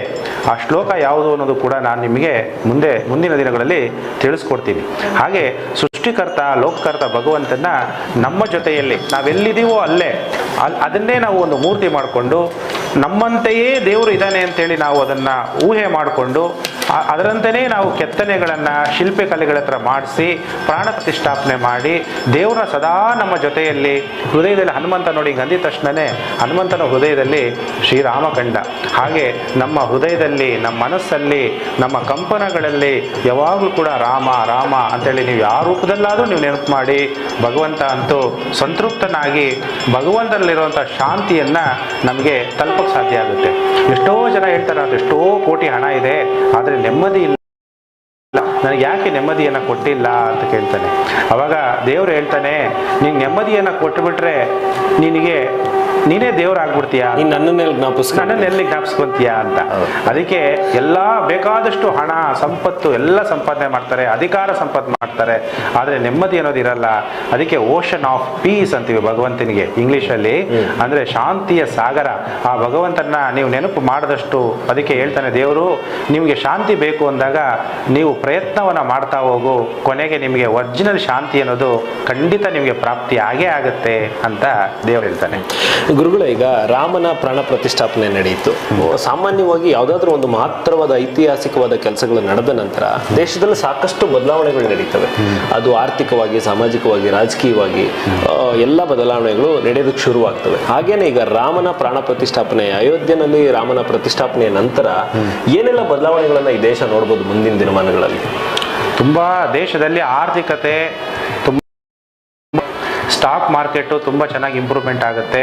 ಯಾರ್ಯಾರು ಮನಿ ಇನ್ವೆಸ್ಟ್ಮೆಂಟ್ ಮಾಡಬೇಕು ಅಂಥವರೆಲ್ಲನೂ ಕೂಡ ಭಾರತ ದೇಶದ ಆರ್ಥಿಕತೆ ನಿಮಗೆಲ್ಲ ಗೊತ್ತಿದೆ. USA ಆಗಲೇ ಎಲ್ಲ ವಯಸ್ಸಾದವರು ಹೆಚ್ಚಾಗ್ತಾ ಇದ್ದಾರೆ, ಭಾರತ ದೇಶದಲ್ಲಿ ಯುವಕರು ಜಾಸ್ತಿ ಆಗ್ತಿದ್ದಾರೆ. ಯಾರ್ಯಾರು ಇನ್ವೆಸ್ಟ್ಮೆಂಟ್ ಮಾಡಬೇಕು ಲಾಂಗ್ ಟರ್ಮ್ಗೆ ಅವರೆಲ್ಲ ಕೂಡ ಪ್ಲ್ಯಾನ್ ಮಾಡ್ಕೋಬೋದು. ಆರ್ಥಿಕ ಸ್ಥಿತಿ ಭಾರತ ದೇಶದ ರೇಸಲ್ಲಿ ಚೀನಾಗಿಂತನೂ ಕೂಡ ಮುಂದೆ ಹೋಗ್ತಾ ತುಂಬ ಅಭಿವೃದ್ಧಿ ಕಡೆ ಭಾರತ ದೇಶ ಆಗೇ ಆಗುತ್ತೆ. ಯಾಕೆಂದರೆ ನಮಗೆ ಭಾರತ ದೇಶದ ಜಾತಕನೂ ಕೂಡ ಇದೆ. ನಮ್ಮ ಸನಾತನ ಧರ್ಮ ಕೂಡ ಇನ್ನು ಅದು ಸನಾತನ ದೇವಿ ದೇವತಾ ಧರ್ಮ. ಯಾಕೆಂದರೆ ಭಾರತ ದೇಶ ಅನ್ನುವಂಥದ್ದು ಪವಿತ್ರ ದೇವಿ ದೇವತೆಗಳಿದ್ದಂತಹ ದೇಶ ಇದು ಭಾರತ. ನೀವೆಲ್ಲಿ ನೋಡಿದ್ರು ಕೂಡ ಯಾವುದೇ ದೇಶಕ್ಕೆ ಹೋದರೂ ಇವತ್ತು ಕೂಡ ಅಮೆರಿಕದಲ್ಲಿ ಶ್ರೀರಾಮನ ದೇವಸ್ಥಾನ ಇದೆ, ಅಲ್ಲೆಲ್ಲ ಫ್ಲೆಕ್ಸ್ಗಳು ಹಾಕಿದ್ದಾರೆ. ಅಂದರೆ ಈಗ ನಮ್ಮ ಭಾರತೀಯರಲ್ಲಿ ಹೋಗಿ ಅದೆಲ್ಲ ದೇವಸ್ಥಾನಗಳನ್ನು ಸ್ಥಾಪನೆ ಮಾಡೋಕ್ಕೆ ಶಕ್ತಿ ಕೊಟ್ಟಿರೋನು ಆ ಪರಮಾತ್ಮ. ಅದಕ್ಕೆ USA ನಲ್ಲಿ ಅಟ್ಲಾಂಟಾ, ಫ್ಲೋರಿಡಾ ಅಲ್ಲೆಲ್ಲ ಇದನ್ನು ಕೂಡ ಫ್ಲಾಗ್ಗಳನ್ನ ಕಳಿಸ್ತಿದ್ದಾರೆ. ನೋಡಿ ಗುರುಗಳೇ, ಇಲ್ಲೆಲ್ಲ ಕೂಡ ದೇವಸ್ಥಾನಗಳಲ್ಲಿ 24 ಗಂಟೆಗಳು ದೇವಸ್ಥಾನಗಳಲ್ಲೂ ಭಜನೆ, ರಸ್ತೆಗಳಲ್ಲೂ ಕೂಡ ಫ್ಲೆಕ್ಸ್ ಹಾಕಿದ್ದಾರೆ. ಎಲ್ಲ ಕಡೆ ಶ್ರೀರಾಮನ ರೋಮಾಂಚನ ಆಗ್ತಾ ಇದೆ. ಯಾಕೆಂದ್ರೆ ಇದು ಮತ್ತೆ ಆದಿ ಸನಾತನ ಧರ್ಮ ರಿಪೀಟ್ ಆಗಬೇಕು. ಸೈಕಲ್ ಅನ್ನೋದು ಚೇಂಜ್ ಆಗಬೇಕು. ಈಗ ವಿಂಟರ್ ಸೀಸನ್ ಆದಮೇಲೆ ಸಮ್ಮರ್ ಸೀಸನ್, ಹೇಗೆ ಚಳಿಗಾಲದಿಂದ ಬೇಸಿಗೆಗಾಲ, ಬೇಸಿಗೆಕಾಲದಿಂದ ಮಳೆಗಾಲ, ಹಾಗೆ ಇವತ್ತು ಇಡೀ ವಿಶ್ವವನ್ನೇ ಧರ್ಮ ಕ್ರಾಂತಿಯಾಗಿ ಹಿಂದೂ ಧರ್ಮದ ಮತ್ತೆ ದೇವಿ ದೇವತಾ ಧರ್ಮ ಸ್ಥಾಪನೆ ಆಗುವಂಥ ಸಮಯ. ಭಗವಂತನನ್ನ ನಂಬೋದು ಜಾಸ್ತಿ, ಪ್ರಾರ್ಥನೆ ಮಾಡೋದು ಭಾರತೀಯರು. ಅದಕ್ಕೆ ಭಾರತ ದೇಶವನ್ನ ಧರ್ಮಕ್ಷೇತ್ರ ಅಂತೀವಿ. ಧರ್ಮ ಯಾಕೆಂದ್ರೆ ಭಾರತ ದೇಶದಲ್ಲಿ ಹೆಜ್ಜೆ ಇಟ್ಟರೆ ಸಾಕು, ಅನೇಕ ಕರ್ಮಗಳು ಕಳೆದೋಗ್ಬಿಡುತ್ತೆ. ಸುಖ ಭೋಗ ಪುಣ್ಯ ಮಾಡಿ ಸುಖ ಭೋಗವನ್ನು ಅನುಭವಿಸೋದಕ್ಕೆ ಬೇರೆ ದೇಶಕ್ಕೆ ಹೋಗಿ ಎಲ್ಲ ಪುಣ್ಯವನ್ನು ಕಳ್ಕೊಳ್ಳುವಂಥ ಕ್ಷೇತ್ರ ಅಂದರೆ ಬೇರೆ ಬೇರೆ ದೇಶಗಳು. ಇವತ್ತು ಇಡೀ ದೇಶ ಯಾಕಂಗೆ, ಇಡೀ ಪ್ರಪಂಚದಲ್ಲಿ ದೇವರ ನಂಬೋರು ನಮ್ಮ ಭಾರತೀಯರು ಅತಿ ಹೆಚ್ಚು. ಬೇರೆ ಬೇರೆ ಕಡೆ ಕೆಲವು ಧರ್ಮದವರು ಮಾತ್ರ ನೆನಪು ಮಾಡ್ತಾರೆ, ಆದರೆ ಭಗವಂತನಿಗೆ ಭಾರತೀಯರು. ಅದಕ್ಕೆ ಇವತ್ತು ನಮ್ಮ ಭಾರತ ದೇಶದಲ್ಲಿ ಹಣಕಾಸಿನ ಕ್ರಾಂತಿ ಹೆಚ್ಚಾಗುತ್ತೆ. ಸ್ಟಾಕ್ ಮಾರ್ಕೆಟಲ್ಲಿ ಯಾರು ಇನ್ವೆಸ್ಟ್ಮೆಂಟ್ ಮಾಡ್ತಿದ್ದಾರೆ ಅವ್ರಿಗೂ ಕೂಡ ಹಣಕಾಸಿನಲ್ಲಿ ಇಂಪ್ರೂವ್ಮೆಂಟ್ ಆಗುತ್ತೆ. ಫೈನಾನ್ಷಿಯಲ್ ಸೆಕ್ಟರಲ್ಲೂ ಕೂಡ. ಯಾಕೆಂದರೆ ಇವತ್ತು ಲಗ್ನ ಬಂದು ಮೇಷ ಲಗ್ನ, ಅಲ್ಲಿ ಗುರು ಕೂತಿರೋದ್ರಿಂದ ದೈವಿಕ ಸ್ಥಿತಿ ದೇಶದ ಭಾರತ ಅಂದರೆ ಸಾಕು. ನೀವು ಯಾವುದೇ ದೇಶಕ್ಕೆ ಹೋಗಿ ವೀಸಾ ತಗೊಂಡೋಗಿರ್ತೀರ, ನಾವು ಭಾರತೀಯರು ಅಂದ ತಕ್ಷಣ ಗುರ್ತಿಸ್ತಾರೆ. ನಾವು ಕನ್ನಡಿಗರು ಅಂದ ತಕ್ಷಣ ಇಡೀ ದೇಶ ಗುರ್ತಿಸ್ಬೇಕು, ಹಂಗಾಗಬೇಕು. ನಾವು ಕರ್ನಾಟಕದಲ್ಲಿ ಇರೋವರೆಗೂ ನಾವು ಕನ್ನಡಿಗರು ಅಂತೀವಿ. ಬೇರೆ ಸ್ಟೇಟ್ಗೆ ಹೋದಾಗ ನಾವೇನು ಅನ್ಕೋತೀವಿ. ಹಾಗೆ ನಾವು ಬೇರೆ ದೇಶಕ್ಕೆ ಹೋದಾಗ ನಾವು ಭಾರತೀಯರು ಅಂದಿದ ತಕ್ಷಣ ಭಾರತದವರ ರಾಮನ ಇದಾಯ್ತಲ್ವಾ ಅಂತಹ ಕೇಳುವ ಮಟ್ಟಿಗೆ ಭಾರತ ದೇಶ ಬೆಳೆಯಬೇಕು. ಯಾಕೆಂದ್ರೆ ಭಾರತ ದೇಶ ಅಂದ್ರೆ ಚಿನ್ನದ ಪಕ್ಷಿ ಆಗಿತ್ತು ಅವತ್ತಿನ ಕಾಲದಲ್ಲೂ ಕೂಡ. ರಾಮ ಅಂದಾಗ ರಾಮರಾಜ್ಯ ಬೇಕು ಅಂತ ನಮ್ಮ ಗಾಂಧೀಜಿ ಕೂಡ ಬಯಸ್ತಾ ಇದ್ರು. ಅಂದ್ರೆ ಪ್ರತಿಯೊಬ್ಬ ರಾಮರಾಜ್ಯದಂತೆ ದೇಶ ಇರಬೇಕು ಅಂತ ಗಾಂಧೀಜಿಯವರು. ಹಾಗೆ ಅಂತಹ ರಾಮರಾಜ್ಯ ಕನಸು ನನಸಾಗುವಂತಹ ಸಮಯ, ದೇವಿ ದೇವತೆಗಳು ಮತ್ತೆ ಜನ್ಮ ಪಡೆಯುವಂತಹ ದೇಶ ಭಾರತ ಆಗುತ್ತೆ. ಯಾವಾಗಿದ್ರೂ ಕೂಡ ಹಿಸ್ಟ್ರಿ ರಿಪೀಟ್ಸ್ ಅನ್ನೋದು ಈಗ ಆರಂಭ ಅನ್ನೋದು ಸ್ಟಾರ್ಟ್ ಆಗಿದೆ. ಓಕೆ ಗುರುಗಳೇ, ಈಗ ರಾಮನ ಶಿಲೆಯನ್ನ ನೀವು ನೋಡಿದ್ದೀರಾ. ರಾಮನ ಶಿಲೆಯನ್ನ ತಯಾರು ಮಾಡಿರೋದು ಅಥವಾ ಮೂರ್ತಿಯನ್ನ ಕೆತ್ತನೆ ಮಾಡಿರೋದು ಕೃಷ್ಣ ಶಿಲೆಯಿಂದ. ನಮ್ಮ ಮೈಸೂರು ಜಿಲ್ಲೆ HD ಕೋಟೆ ತಾಲೂಕಿನಿಂದ ದೊರಕದಂತ ಕೃಷ್ಣ ಶಿಲೆಯಿಂದ ಮಾಡಿರೋದು. ಆದ್ರೆ ಶಿಲೆಗಳಲ್ಲೇನೆ ಅದ್ಭುತವಾದ ಶಿಲೆ ಅಥವಾ ದೈವಿಕವಾದಂತ ಶಕ್ತಿಯನ್ನ ಕೊಡುವಂತದ್ದು ಸಾಲಿಗ್ರಾಮ ಶಿಲೆ. ನಿಮಗೆ ಗೊತ್ತಿದೆ ಅದ್ರ ಬಗ್ಗೆ, ಸಾಲಿಗ್ರಾಮ ಶಿಲೆಯ ಪ್ರಭಾವ ಏನು, ಶಕ್ತಿ ಏನು ಅಂತ ಗೊತ್ತು. ಆದ್ರೆ ಸಾಲಿಗ್ರಾಮ ಶಿಲೆಯನ್ನ ಬಿಟ್ಟು ಗಂಡಕಿ ನದಿಯಿಂದ ತರ್ತೀವಿ ಅಂತ ಹೇಳಿದ್ರು. ಸಾಲಿಗ್ರಾಮ ಶಿಲೆಯನ್ನ ಒಂದು 6000 ಟನ್ ದೊಡ್ಡದಿರೋಂಥ ಸಾಲಿಗ್ರಾಮ ಶಿಲೆಯನ್ನು ತಂದ್ರು. ಆದ್ರೆ ಅದನ್ನ ಬಿಟ್ಟು ಕೃಷ್ಣ ಶಿಲೆಯಲ್ಲಿ ನಮ್ಮ ಈ ಒಂದು ಬಾಲರಾಮನ ವಿಗ್ರಹವನ್ನ ಕೆತ್ತನೆ ಮಾಡ್ತಾರೆ. ಕಾರಣ ಏನಿರ್ಬೋದು? ಇವಾಗ ಯಾಕೆ ಅಂದ್ರೆ ನಾನು ಇವತ್ತಿನ ದಿನ ಯಾವುದೇ ನೆಗೆಟಿವ್ ಮಾತಾಡಕ್ಕೆ ಇಷ್ಟಪಡಲ್ಲ. ಇವತ್ತಿನ ದಿನ ಬಹಳ, ಯಾಕಂದ್ರೆ ಮುಹೂರ್ತದಲ್ಲೂ ಕೂಡ ನಾನು ಹೇಳಿದೆ ಕೆಲವೆಲ್ಲ ತಪ್ಪುಗಳಿರುತ್ತೆ. ಎಲ್ಲಾ ಧರ್ಮದಲ್ಲೂ ಏನಾದರೂ ಒಂದು ಇದ್ದೇ ಇರುತ್ತೆ. ಅದನ್ನ ನಾವು ಅದರಲ್ಲಿ ಹಾಲಲ್ಲಿ ಒಂದು ಏನಂತಾರೆ ಕಲ್ಲು ಹುಡ್ಕಕ್ ಹೋಗೋದು, ಅದರ ಚಿಕ್ಕ ಪುಟ್ಟ ತಪ್ಪುಗಳನ್ನ ನಾವು ನೋಡೋದೇ ಬೇಕಾಗಿಲ್ಲ. ಯಾಕೆಂದ್ರೆ ನಾವು ದೇವ್ರನ್ನ ಪ್ರತಿಷ್ಠಾಪನೆ ಮಾಡಿದಾಗ ನೀವು ಯಾವ ರೀತಿಯಲ್ಲಾದ್ರೂ ಒಂದು ಕಲ್ಲಿದ್ದಾಗ ಅದಕ್ಕೆ ಏನು ಬೆಲೆ ಇಲ್ಲ. ಅದನ್ನ ಒಂದು ಮೂರ್ತಿ ಅಂತ ಮಾಡಿ ಪ್ರಾಣ ಪ್ರತಿಷ್ಠಾಪನೆ ಮಾಡಿದಾಗ ಭಗವಂತ ನಾನು ನಿಮ್ಗೆ ಒಳ್ಳೇದು ಮಾಡಬೇಕು ಅಂತಿದ್ರೆ ನೀವು ಯಾವುದೇ ಮೂರ್ತಿಯಲ್ಲಿ ಮಾಡಿದ್ರು ಕೂಡ ಶಕ್ತಿ ಕೊಡ್ತಾನೆ. ನೀವು ಹೇಳಿದ ಒಳ್ಳೇದು ಆ ಕಲ್ಲಲ್ಲಿ ಮಾಡಿದ್ರೆ ಇನ್ನೂ ಉತ್ತಮವಾಗಿರ್ತಿತ್ತು. ಆದ್ರೆ ಅದನ್ನೆಲ್ಲ ನಾವೀಗ ಮಾತಾಡಕ್ಕೆ ಇಷ್ಟಪಡಲ್ಲ. ಆಯ್ತು ಗುರುಗಳೇ, ಈಗ ಪ್ರಾಣ ಪ್ರತಿಷ್ಠಾಪನೆಯ ಪ್ರಕ್ರಿಯೆ ಹೇಗಿರುತ್ತೆ? ಪ್ರಾಣ ಪ್ರತಿಷ್ಠಾಪನೆ ಯಾವ ತರ ನಡೆಯುತ್ತೆ, ಅದ್ರ ಪ್ರಕ್ರಿಯೆ ಹೇಗಿರುತ್ತೆ? ಪ್ರಾಣ ಪ್ರತಿಷ್ಠಾಪನೆ ಅಂದ್ರೆ ಎಲ್ಲರಿಗೂ ಏನ್ ಅನ್ಸುತ್ತೆ ಅಂದ್ರೆ ಈಗ ಹೇಗ್ ಜೀವ ತುಂಬ್ತಾರೆ, ದೇವರಿಗೆ ಶಕ್ತಿ ಹೇಗ್ ಬರುತ್ತೆ, ಈ ತರದೆಲ್ಲ ಇರುತ್ತೆ. ಒಂದಷ್ಟು ಕುತೂಹಲ ಇರುತ್ತೆ. ಹಾಗಾಗಿ ಪ್ರಾಣ ಪ್ರತಿಷ್ಠಾಪನೆಯ ಪ್ರಕ್ರಿಯೆ ಹೇಗಿರುತ್ತೆ ಅಂತ ತಿಳಿಸ್ಕೊಡ್ಬೋದಾ? ಅದು ನೋಡಿ, ಈಗ ನಾವು ದೇವ್ರನ್ನ ಯಾವುದೇ ಒಂದು ದೇವಸ್ಥಾನಗಳಲ್ಲಿ ನೀವೆಲ್ಲ ಹಳ್ಳಿಗಳಲ್ಲೂ ನೋಡ್ತೀರಾ, ಅಥವಾ ಕೆಲವು ದೇವಸ್ಥಾನಗಳನ್ನ ಕಟ್ತಾರೆ, ಮೂರ್ತಿ ಮಾಡ್ತಾರೆ. ಮೂರ್ತಿ ಮಾಡಿದ ಮೇಲೆ ಅದಕ್ಕೆ ಪ್ರಾಣ ಪ್ರತಿಷ್ಠಾಪನೆಯನ್ನ ನೀವು ಮನೆಗಳಲ್ಲೂ ಗಣೇಶನ ಪೂಜೆ ಮಾಡ್ತೀರಾ, ಪ್ರಾಣ ಪ್ರತಿಷ್ಠಾಪನೆಯನ್ನ ಮಾಡ್ತೀವಿ. ಆಮೇಲೆ ಮತ್ತೆ ವಿಸರ್ಜನೆಯನ್ನು ಕೂಡ ಮಾಡ್ತೀರಾ. ಅಂದ್ರೆ ನಾವೇ ಸ್ಥಾಪನೆ ಮಾಡಿರುವಂತಹ ವಿಗ್ರಹಕ್ಕೆ ಶಕ್ತಿಯನ್ನು ತುಂಬ್ತೀವಿ. ನೀವು ಯಾವುದೇ ದೇವಸ್ಥಾನಕ್ಕೆ ಹೋಗಿದ ತಕ್ಷಣ ಹಿಂದೆ ಗ್ಲಾಸ್ ಹಾಕಿರ್ತಾರೆ. ಯಾಕೆಂದರೆ ನಾವು ವಿಗ್ರಹಗಳನ್ನು ನೋಡಿದಾಗ ನಮ್ಮೆಲ್ಲ ನೆಗೆಟಿವ್ ಎನರ್ಜಿ ಅಲ್ಲಿ ತಗುಲ್ಬಾರ್ದು, ಹಿಂದೆ ಅದು ವಾಸ್ತುಶಾಸ್ತ್ರ ಆಗುತ್ತೆ. ಆ ಕನ್ನಡಿ ಏನಾಗುತ್ತೆ, ಅದು ರಿಫ್ಲೆಕ್ಷನ್ನು ನೋಡಿ. ಯಾರ್ಯಾರು ಲಂಬಾಣೀಸ್ ಇದ್ರು ಅವರೆಲ್ಲ ಹೆಣ್ಮಕ್ಳು ಅವ್ರ ಬಟ್ಟೆಗಳು ಹಾಕೊಂತ ಇದ್ದಿದ್ದು ಎಲ್ಲ ಕಡೆ ಗ್ಲಾಸ್ ಇರ್ತಿತ್ತು. ಯಾಕೆ ಅಂದರೆ ಆಗಿನ ಕಾಲದಲ್ಲಿ ಮುಸ್ಲಿಮರ ಪ್ರಭಾವ ದೇಶದಲ್ಲಿ ಅತಿ ಹೆಚ್ಚಾಗಿತ್ತು. ಹಿಂದೂ ಧರ್ಮವನ್ನು ತುಳಿದು ಬೇರೆ ಅನೇಕ ಮುಸ್ಲಿಂ ದೇಶ ಆಡಳಿತವನ್ನು ನಡೆಸ್ತಾ ಬರ್ತಾ ಇದ್ರು. ಆ ಸಮಯದಲ್ಲಿ ತಮ್ಮನ್ನು ತಾವು ರಕ್ಷಣೆ ಮಾಡ್ಕೊಳ್ಳೋಕ್ಕೋಸ್ಕರ ಆಗಿನ ಜನಾಂಗ ಅಂದರೆ ಅವರೆಲ್ಲ ಏನು ಮಾಡ್ತಾಯಿದ್ರು, ಬಟ್ಟೆಗಳಲ್ಲಿ ಗ್ಲಾಸ್ ಹಾಕ್ತಿದ್ರು. ಹಾಗೆ ಇದು ದೇವರ ವಿಗ್ರಹವನ್ನು ಅಂದರೆ ಅದಕ್ಕೆ ಒಂದು ವಾಸ್ತು ಪ್ರಕ್ರಿಯೆ ಇರುತ್ತೆ. ಅದನ್ನೆಲ್ಲ ಅದಕ್ಕೆ ಹೇಗೆ ಜೀವ ತುಂಬುತ್ತಾರೆ, ಅದು ಸಿಂಪಲ್ ಆಗೂ ಕೂಡ ಅದಕ್ಕೆ ಯಾಕಂದರೆ ಅದಕ್ಕೊಂದು ಶಕ್ತಿ ಬೇಕು. ಆ ಶಕ್ತಿಯನ್ನು ಷೋಡೋಪಚಾರ ಪೂಜೆಗಳನ್ನ ಮಾಡಿ ಅದಕ್ಕೆ ಶಕ್ತಿಯನ್ನು ಆ ವಿಗ್ರಹಕ್ಕೆ ತುಂಬಿ ನಾವು ಅಲ್ಲಿ ಹೋಗಿದ ತಕ್ಷಣವೇ, ರಾಮನ ನೋಡಿದ ತಕ್ಷಣವೇ ನಾವೆಲ್ಲ ಕಷ್ಟಗಳು ಕಳೆಯುವಂತೆ ಅದು ಶಿಲ್ಪಿಗಳು, ಯಾಕೆಂದರೆ ಅದು ವಾಸ್ತು ಶಿಲ್ಪದಲ್ಲಿ ಬರುತ್ತೆ. ಅದು ದೊಡ್ಡ ವಿಚಾರ. ಇವಾಗ ಇಷ್ಟು ನೀವು ವೀಕ್ಷಕರು ತಿಳ್ಕೊಂಡ್ರೆ ಸಾಕು. ಗುರುಗಳೇ, ಈಗ ರಾಮನ ಕತೆ ಅಂದ್ರೆ ರಾಮನ ಪ್ರಾಣ ಪ್ರತಿಷ್ಠಾಪನೆ ಅಥವಾ ಅಯೋಧ್ಯೆಯಲ್ಲಿ ರಾಮ ಮಂದಿರದ ಲೋಕಾರ್ಪಣೆ ಸಂದರ್ಭ ಬಂದಾಗ ರಾಮನ ಕತೆನೇ ಕತೆ ಅಂತ ಹೇಳೋದಕ್ಕೆ ಶುರು ಮಾಡಿದ್ರು. ಅಂದ್ರೆ ರಾಮ ಇರ್ಲಿಲ್ಲ, ರಾಮ ಒಬ್ಬ ಕಾಲ್ಪನಿಕ ವ್ಯಕ್ತಿ, ರಾಮಾಯಣನೇ ಒಂದು ಕಾಲ್ಪನಿಕ, ಅಯೋಧ್ಯೆ ಎಂಬ ನಗರನೇ ಇರ್ಲಿಲ್ಲ ಅಂತ ಹೇಳಿದ್ರು. ಸಾಕಷ್ಟು ಜನ ಅದ್ರ ಬಗ್ಗೆ ವಾದಗಳನ್ನು ಮಾಡ್ತಾ ಇದ್ದಾರೆ. ಇಂಥವ್ರಿಗೆಲ್ಲ ಏನನ್ನು ಹೇಳ್ಬೋದು ಗುರುಗಳೇ? ನೋಡಿ, ನಾವೆಲ್ಲರೂ ನಮ್ಮ ಜೀವನದಲ್ಲಿ ಅಳವಡಿಸ್ಕೋಬೇಕಾಗಿರೋದು ರಾಮ ಅಂದಾಗ ರಾಮನಲ್ಲಿ ಏನೇನು ಗುಣ ಇತ್ತು ಅದನ್ನ ನಮ್ಮ ಗುಣ ನಾವು ಮಾಡ್ಕೊಂಡಾಗ ದೇವರಿಗೆ ಸಮೀಪ ಆಗೋದನ್ನ ಯೋಚನೆ ಮಾಡಬೇಕು. ಯಾಕೆಂದ್ರೆ ನಾವು ಯಾಕೆ ದೇವ್ರನ್ನ ನಾವು ಭಗವಂತ ಏನು ಭೂಮಿ ಮೇಲೆ ಇರ್ತಾನ, ನಾವೆಲ್ಲ ಮೇಲಿಂದ ಬಂದಿದ್ದೀವಿ. ದೇವ್ರು ಎಲ್ಲಿದ್ದಾನೆ ಅಂದಾಗ ಏನಂತೀವಿ, ಕೈ ಬೆರಳು ಮೇಲೋಗುತ್ತೆ, ಅಲ್ಲಿದ್ದಾನೆ. ಅದಕ್ಕೆ ಪುರಂದರದಾಸರು ಹೇಳಿದ್ರು, ಅಲ್ಲಿದೆ ನಮ್ಮ ಮನೆ, ಇಲ್ಲಿ ಬಂದೆ ಸುಮ್ಮನೆ ಅಂತ. ನಾವು ಈ ಪ್ರಪಂಚಕ್ಕೆ ಬಂದಿದ್ದೀವಿ ಅಂದಾಗ ಇವತ್ತು ನಾವು ಶ್ರೀರಾಮ ಜನಿಸೇ ಇಲ್ಲ. ಯಾಕಂದ್ರೆ ಎಲ್ಲಾ ರೀತಿ ತರ್ಕ ಮಾಡುವಂತಹ ಜನಗಳು ಕೂಡ ಇರ್ತಾರೆ.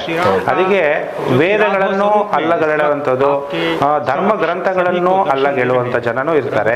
ಅದಕ್ಕೆ ನಾವು ಯಾಕೆಂದ್ರೆ ಒಂದು ಪರ ಇರುತ್ತೆ, ಇನ್ನೊಂದು ವಿರೋಧ ಇರುತ್ತೆ.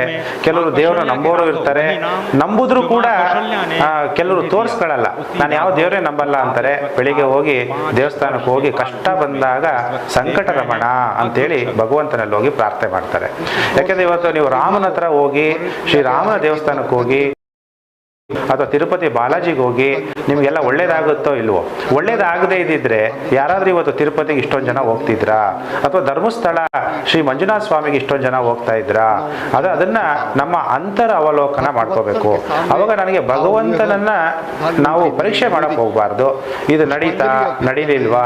ಯಾಕೆಂದ್ರೆ ಶ್ರೀರಾಮ ಅನ್ನೋನು ಜನ್ಮ ಪಡೆದ ಅನ್ನೋದು ಇವತ್ತಿನ ದಿನಕ್ಕೂ ಹಳೆಯ ಕಾಲದಲ್ಲಿ ಎಲ್ಲರಿಗೂ ಕೇಳಿ, ರಾಮಾಯಣ ಯಾರು ಓದಿದ್ದಾರೆ, ಮಹಾಭಾರತ ಯಾರು ಓದಿದ್ದಾರೆ, ತಮ್ಮ ಜೀವನದಲ್ಲಿ ಆದರ್ಶ ಮಾಡ್ಕೊಂಡಿದ್ದಾರೆ.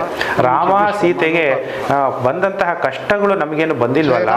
ಯಾಕೆಂದ್ರೆ ಶನಿ ದಶನಲ್ಲಿ ಶ್ರೀರಾಮ ಯಾಕೆ ಈ ಭೂಮಿಗೆ ಜನ್ಮ ಪಡೆದ, ಆ ಕಥೆಗಳೆಲ್ಲ ಯಾಕಿದೆ ಅಂತ ಅನ್ನೋದನ್ನ ನಾವು ಯೋಚನೆ ಮಾಡಿದಾಗ, ನಮ್ಮ ಜೀವನದಲ್ಲಿ ಅಳವಡಿಸ್ಕೊಂಡಾಗ ನಾವು ಯಾವುದೇ ಕಷ್ಟಗಳನ್ನ ನಾವು ಫೇಸ್ ಮಾಡುವಂತ ಶಕ್ತಿ ಪ್ರತಿಯೊಬ್ಬ ಮನುಷ್ಯನಿಗೂ ಕೂಡ ಬಂದಿದೆ.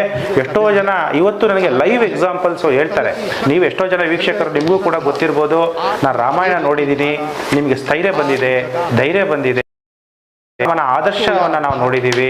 ಹಾಗಾದ್ರೆ ರಾಮ ಬಿಲ್ಲು ಬಾಣ ಹೊಡೆದು ಅನೇಕ ಜನಗಳನ್ನ ಸಾಯಿಸುವಂತಹ ಪಾಪಕರ್ಮಗಳನ್ನ ಮಾಡಿದ್ನ? ಆಮೇಲೆ ರಾವಣ ಅನ್ನೋಂಥನು ಯಾರಿಗೂ 5 ತಲೆ ಇರುತ್ತಾ? ಆ ಥರ ಎಲ್ಲ ಪ್ರಶ್ನೆ ಬಂದಾಗ ಅದೆಲ್ಲ ಆಧ್ಯಾತ್ಮಿಕ ವಿಚಾರಗಳಾಗುತ್ತೆ. ಅದನ್ನ ಡಿಸ್ಕಸ್ ಮಾಡಬೇಕು ಅಂದ್ರೆ ಇವತ್ತು ಬೆಳಗ್ಗಿಂದ ಸಾಯಂಕಾಲವರೆಗೂ ನಿಮ್ಮನ್ನ ಡಿಸ್ಕಸ್ ಮಾಡಿದ್ರು ಕೂಡ ಸಮಯ ಬಹಳ ಕಡಿಮೆ ನನಗೆ ಕೊಟ್ಟಂಗಾಗುತ್ತೆ.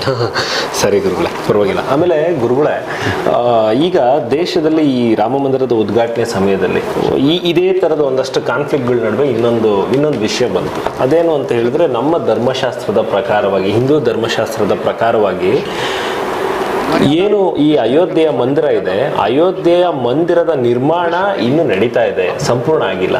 ಹೀಗಾಗಿ ಈಗ ಈ ಒಂದು ನಿರ್ಮಾಣ ನಡೀತಾ ಇರೋ ನಿರ್ಮಾಣ ಹಂತದಲ್ಲಿ ಇರ್ತಕ್ಕಂಥ ಮಂದಿರದೊಳಗಡೆಗೆ ರಾಮನ ಪ್ರಾಣ ಪ್ರತಿಷ್ಠಾಪನೆಯನ್ನ ಮಾಡೋದು ಅಧರ್ಮ, ಧರ್ಮಶಾಸ್ತ್ರ ಒಪ್ಪಲ್ಲ ಅಂತ ಹೇಳ್ಬಿಟ್ಟು ಕೆಲವೊಂದಷ್ಟು ಮಠಮಾನ್ಯದ ಮಠಾಧೀಶರು ಅದನ್ನ ಬಹಿಷ್ಕಾರ ಮಾಡ್ತೀವಿ, ನಾವು ಅಲ್ಲಿಗೆ ಹೋಗಲ್ಲ ಅನ್ನೋ ತರದ್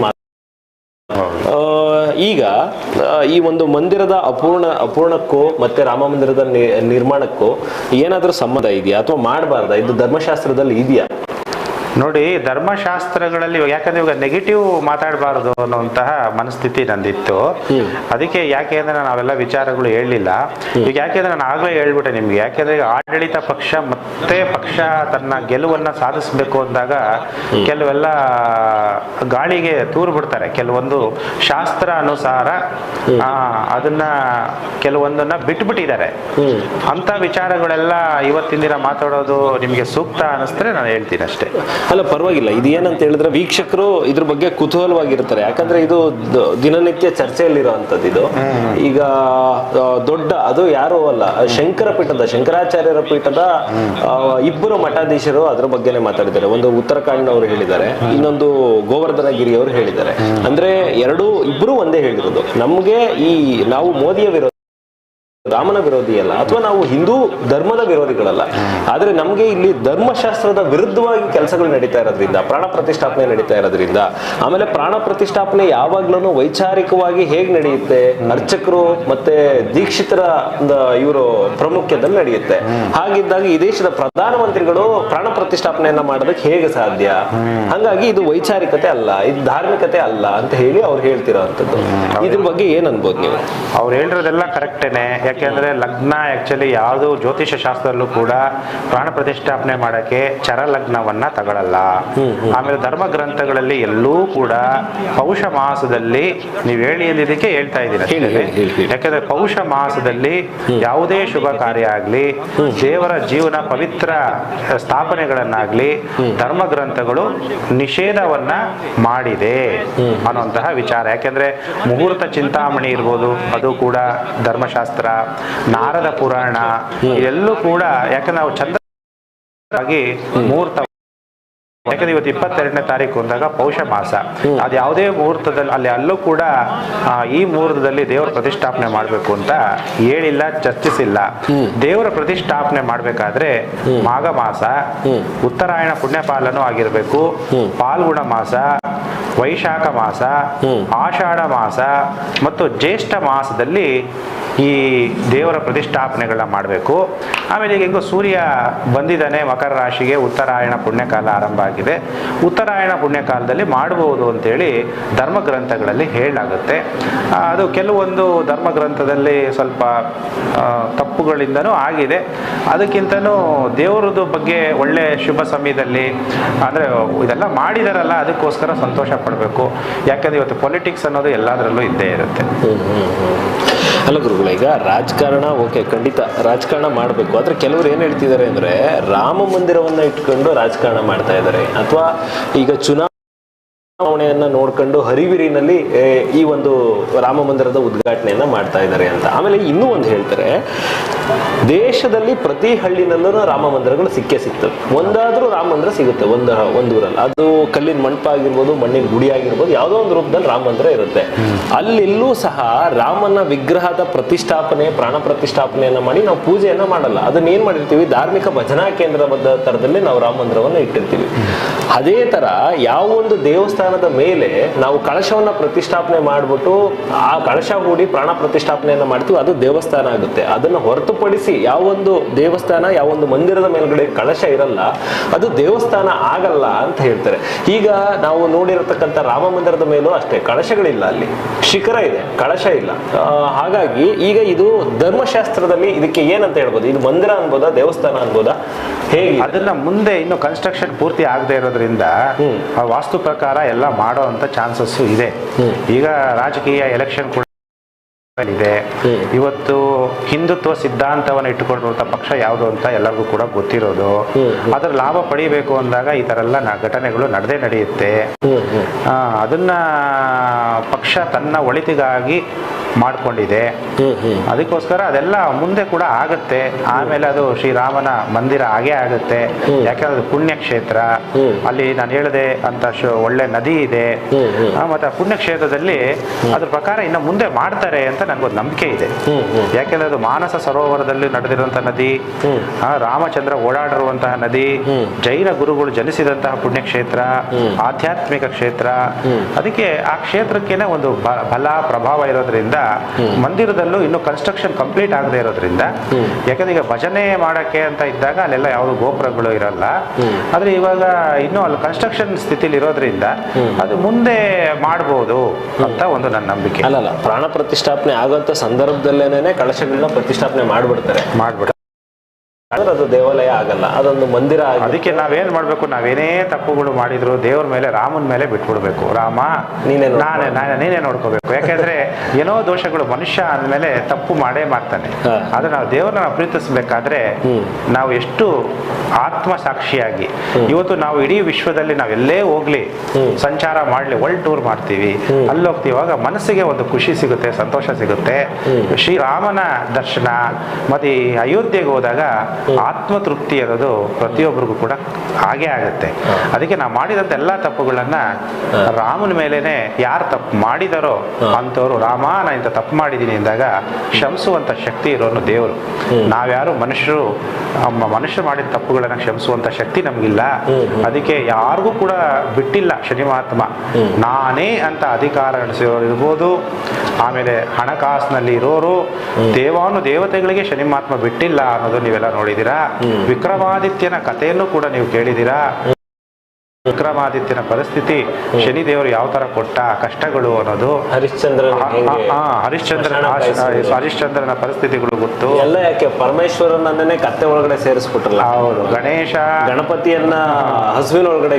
ಅದಕ್ಕೆ ನಾವೇನೇ ತಪ್ಪುಗಳು ಮಾಡಿದ್ರು ಕೂಡ ಯಾಕೆಂದ್ರೆ ಎಲ್ಲರೂ ಕೂಡ ಗ್ರಹಗಳ ಅಂಡರ್ ಕಂಟ್ರೋಲ್ ಬರ್ತೀವಿ. ಇವತ್ತು ನನ್ನ ಹತ್ರ ಇದೆ ಅಧಿಕಾರ, ಅದನ್ನ ನಾನು ಯಾವ ರೀತಿಯಲ್ಲಿ ಉಪಯೋಗಿಸ್ಕೊಂತಾ ಇದ್ದೀನಿ, ದೇವರು ನನ್ನ ಹತ್ರ ಹಣ ಕೊಟ್ಟಿದ್ದಾನೆ, ಅದನ್ನ ನಾನು ಯಾವ ರೀತಿ ಉಪಯೋಗಿಸ್ಕೊಂತ ಇದ್ದೀನಿ, ಅದೆಲ್ಲ ಕೂಡ ಕೌಂಟ್ ಆಗುತ್ತೆ. ಆ ಅಧಿಕಾರ ಮತ್ತೆ ನನ್ನ ಹಣವನ್ನ ನೀವೆಷ್ಟು ಸತ್ತು ವಿನಿಯೋಗ ಮಾಡಿ, ಕೆಲವು ಸ್ವಲ್ಪ ಮಾತ್ರ ತಪ್ಪು ಮಾಡಿದಾಗ ದೇವ್ರ ಹತ್ರ ಹೋಗಿ ಕ್ಷಮೆ ಕೇಳಿದಾಗ ಕ್ಷಮೆ ಸಿಗುತ್ತೆ. ಮಾಡೋದೆಲ್ಲ ಬರೀ ಪಾಪ ಕರ್ಮಗಳು ಮಾಡಿದಾಗ ದೇವರು ಕೂಡ ಕ್ಷಮಿಸಕ್ಕೆ ಸಾಧ್ಯ ಆಗಲ್ಲ ಅನ್ನುವಂತ ವಿಚಾರ ಹೇಳ್ತಾ ಇದ್ದೀನಿ. ವೀಕ್ಷಕರೇ, ಇದಾಗಿತ್ತು ಇವತ್ತು ಪ್ರಭು ಶ್ರೀರಾಮಚಂದ್ರನ ಪ್ರಾಣ ಪ್ರತಿಷ್ಠಾಪನೆ ಲೋಕಾರ್ಪಣೆ ಸಂದರ್ಭದಲ್ಲಿ ನಮ್ಮೊಂದಿಗೆ ನೇರ ಸಂದರ್ಶನದಲ್ಲಿದ್ದರು ಅವರು ಸಮಸ್ತ ಲೋಕೋ ಸುಖಿನೋ ಭವಂತು. ಈ ಒಂದು ಕಾರ್ಯಕ್ರಮಕ್ಕೆ ಬಂದು ಗುರುಗಳೇ ನಿಮ್ಮ ಅಮೂಲ್ಯವಾದ ಸಮಯವನ್ನ ನಮಗೋಸ್ಕರ ಮೀಸಲಾಗಿಟ್ಟು ನಮ್ಮ ಈ ಒಂದು ಸಾಕಷ್ಟು ವಿಷಯಗಳನ್ನ ನಿಮ್ಮಿಂದ ನಾವು ತಿಳಿಸ್ಕೊಟ್ಟಿರ್ತೀವಿ ಜನಗಳಿಗೆ. ನಿಮ್ಗೆ ಇಡೀ ಕರ್ನಾಟಕದ ಕನ್ನಡಿಗರ ಪರವಾಗಿ ಧನ್ಯವಾದಗಳು. ನಿಮಗೂ ಕೂಡ ನಮ್ಮ ವಿಜಯ ನ್ಯೂಸ್ 24/7 ನನಗೂ ಇಲ್ಲಿ ನಿಮ್ಮ ಮುಂದೆಲ್ಲ ಮಾತಾಡೋಕೆ ಅವಕಾಶ ಕೊಟ್ಟಂತ ನಿಮಗೂ ಮತ್ತೆ ಎಲ್ಲ ನನ್ನ ಪ್ರಿಯ ವೀಕ್ಷಕರಿಗೂ ಕೂಡ ನಮಸ್ಕಾರ. ನಿಮಗೆಲ್ಲ ಭಗವಂತ ಅಷ್ಟೈಶ್ವರ್ಯಗಳು ಕೊಟ್ಟು ಸುಖ ಸಮೃದ್ಧಿಯನ್ನು ಕೊಡಲಿ, ನಿಮ್ಮ ಮನೋ ಇಚ್ಛೆಗಳೆಲ್ಲ ಪೂರ್ಣ ಆಗಲಿ. ಸಮಸ್ತ ಲೋಕೋ ಸುಖಿನೋ ಭವಂತು.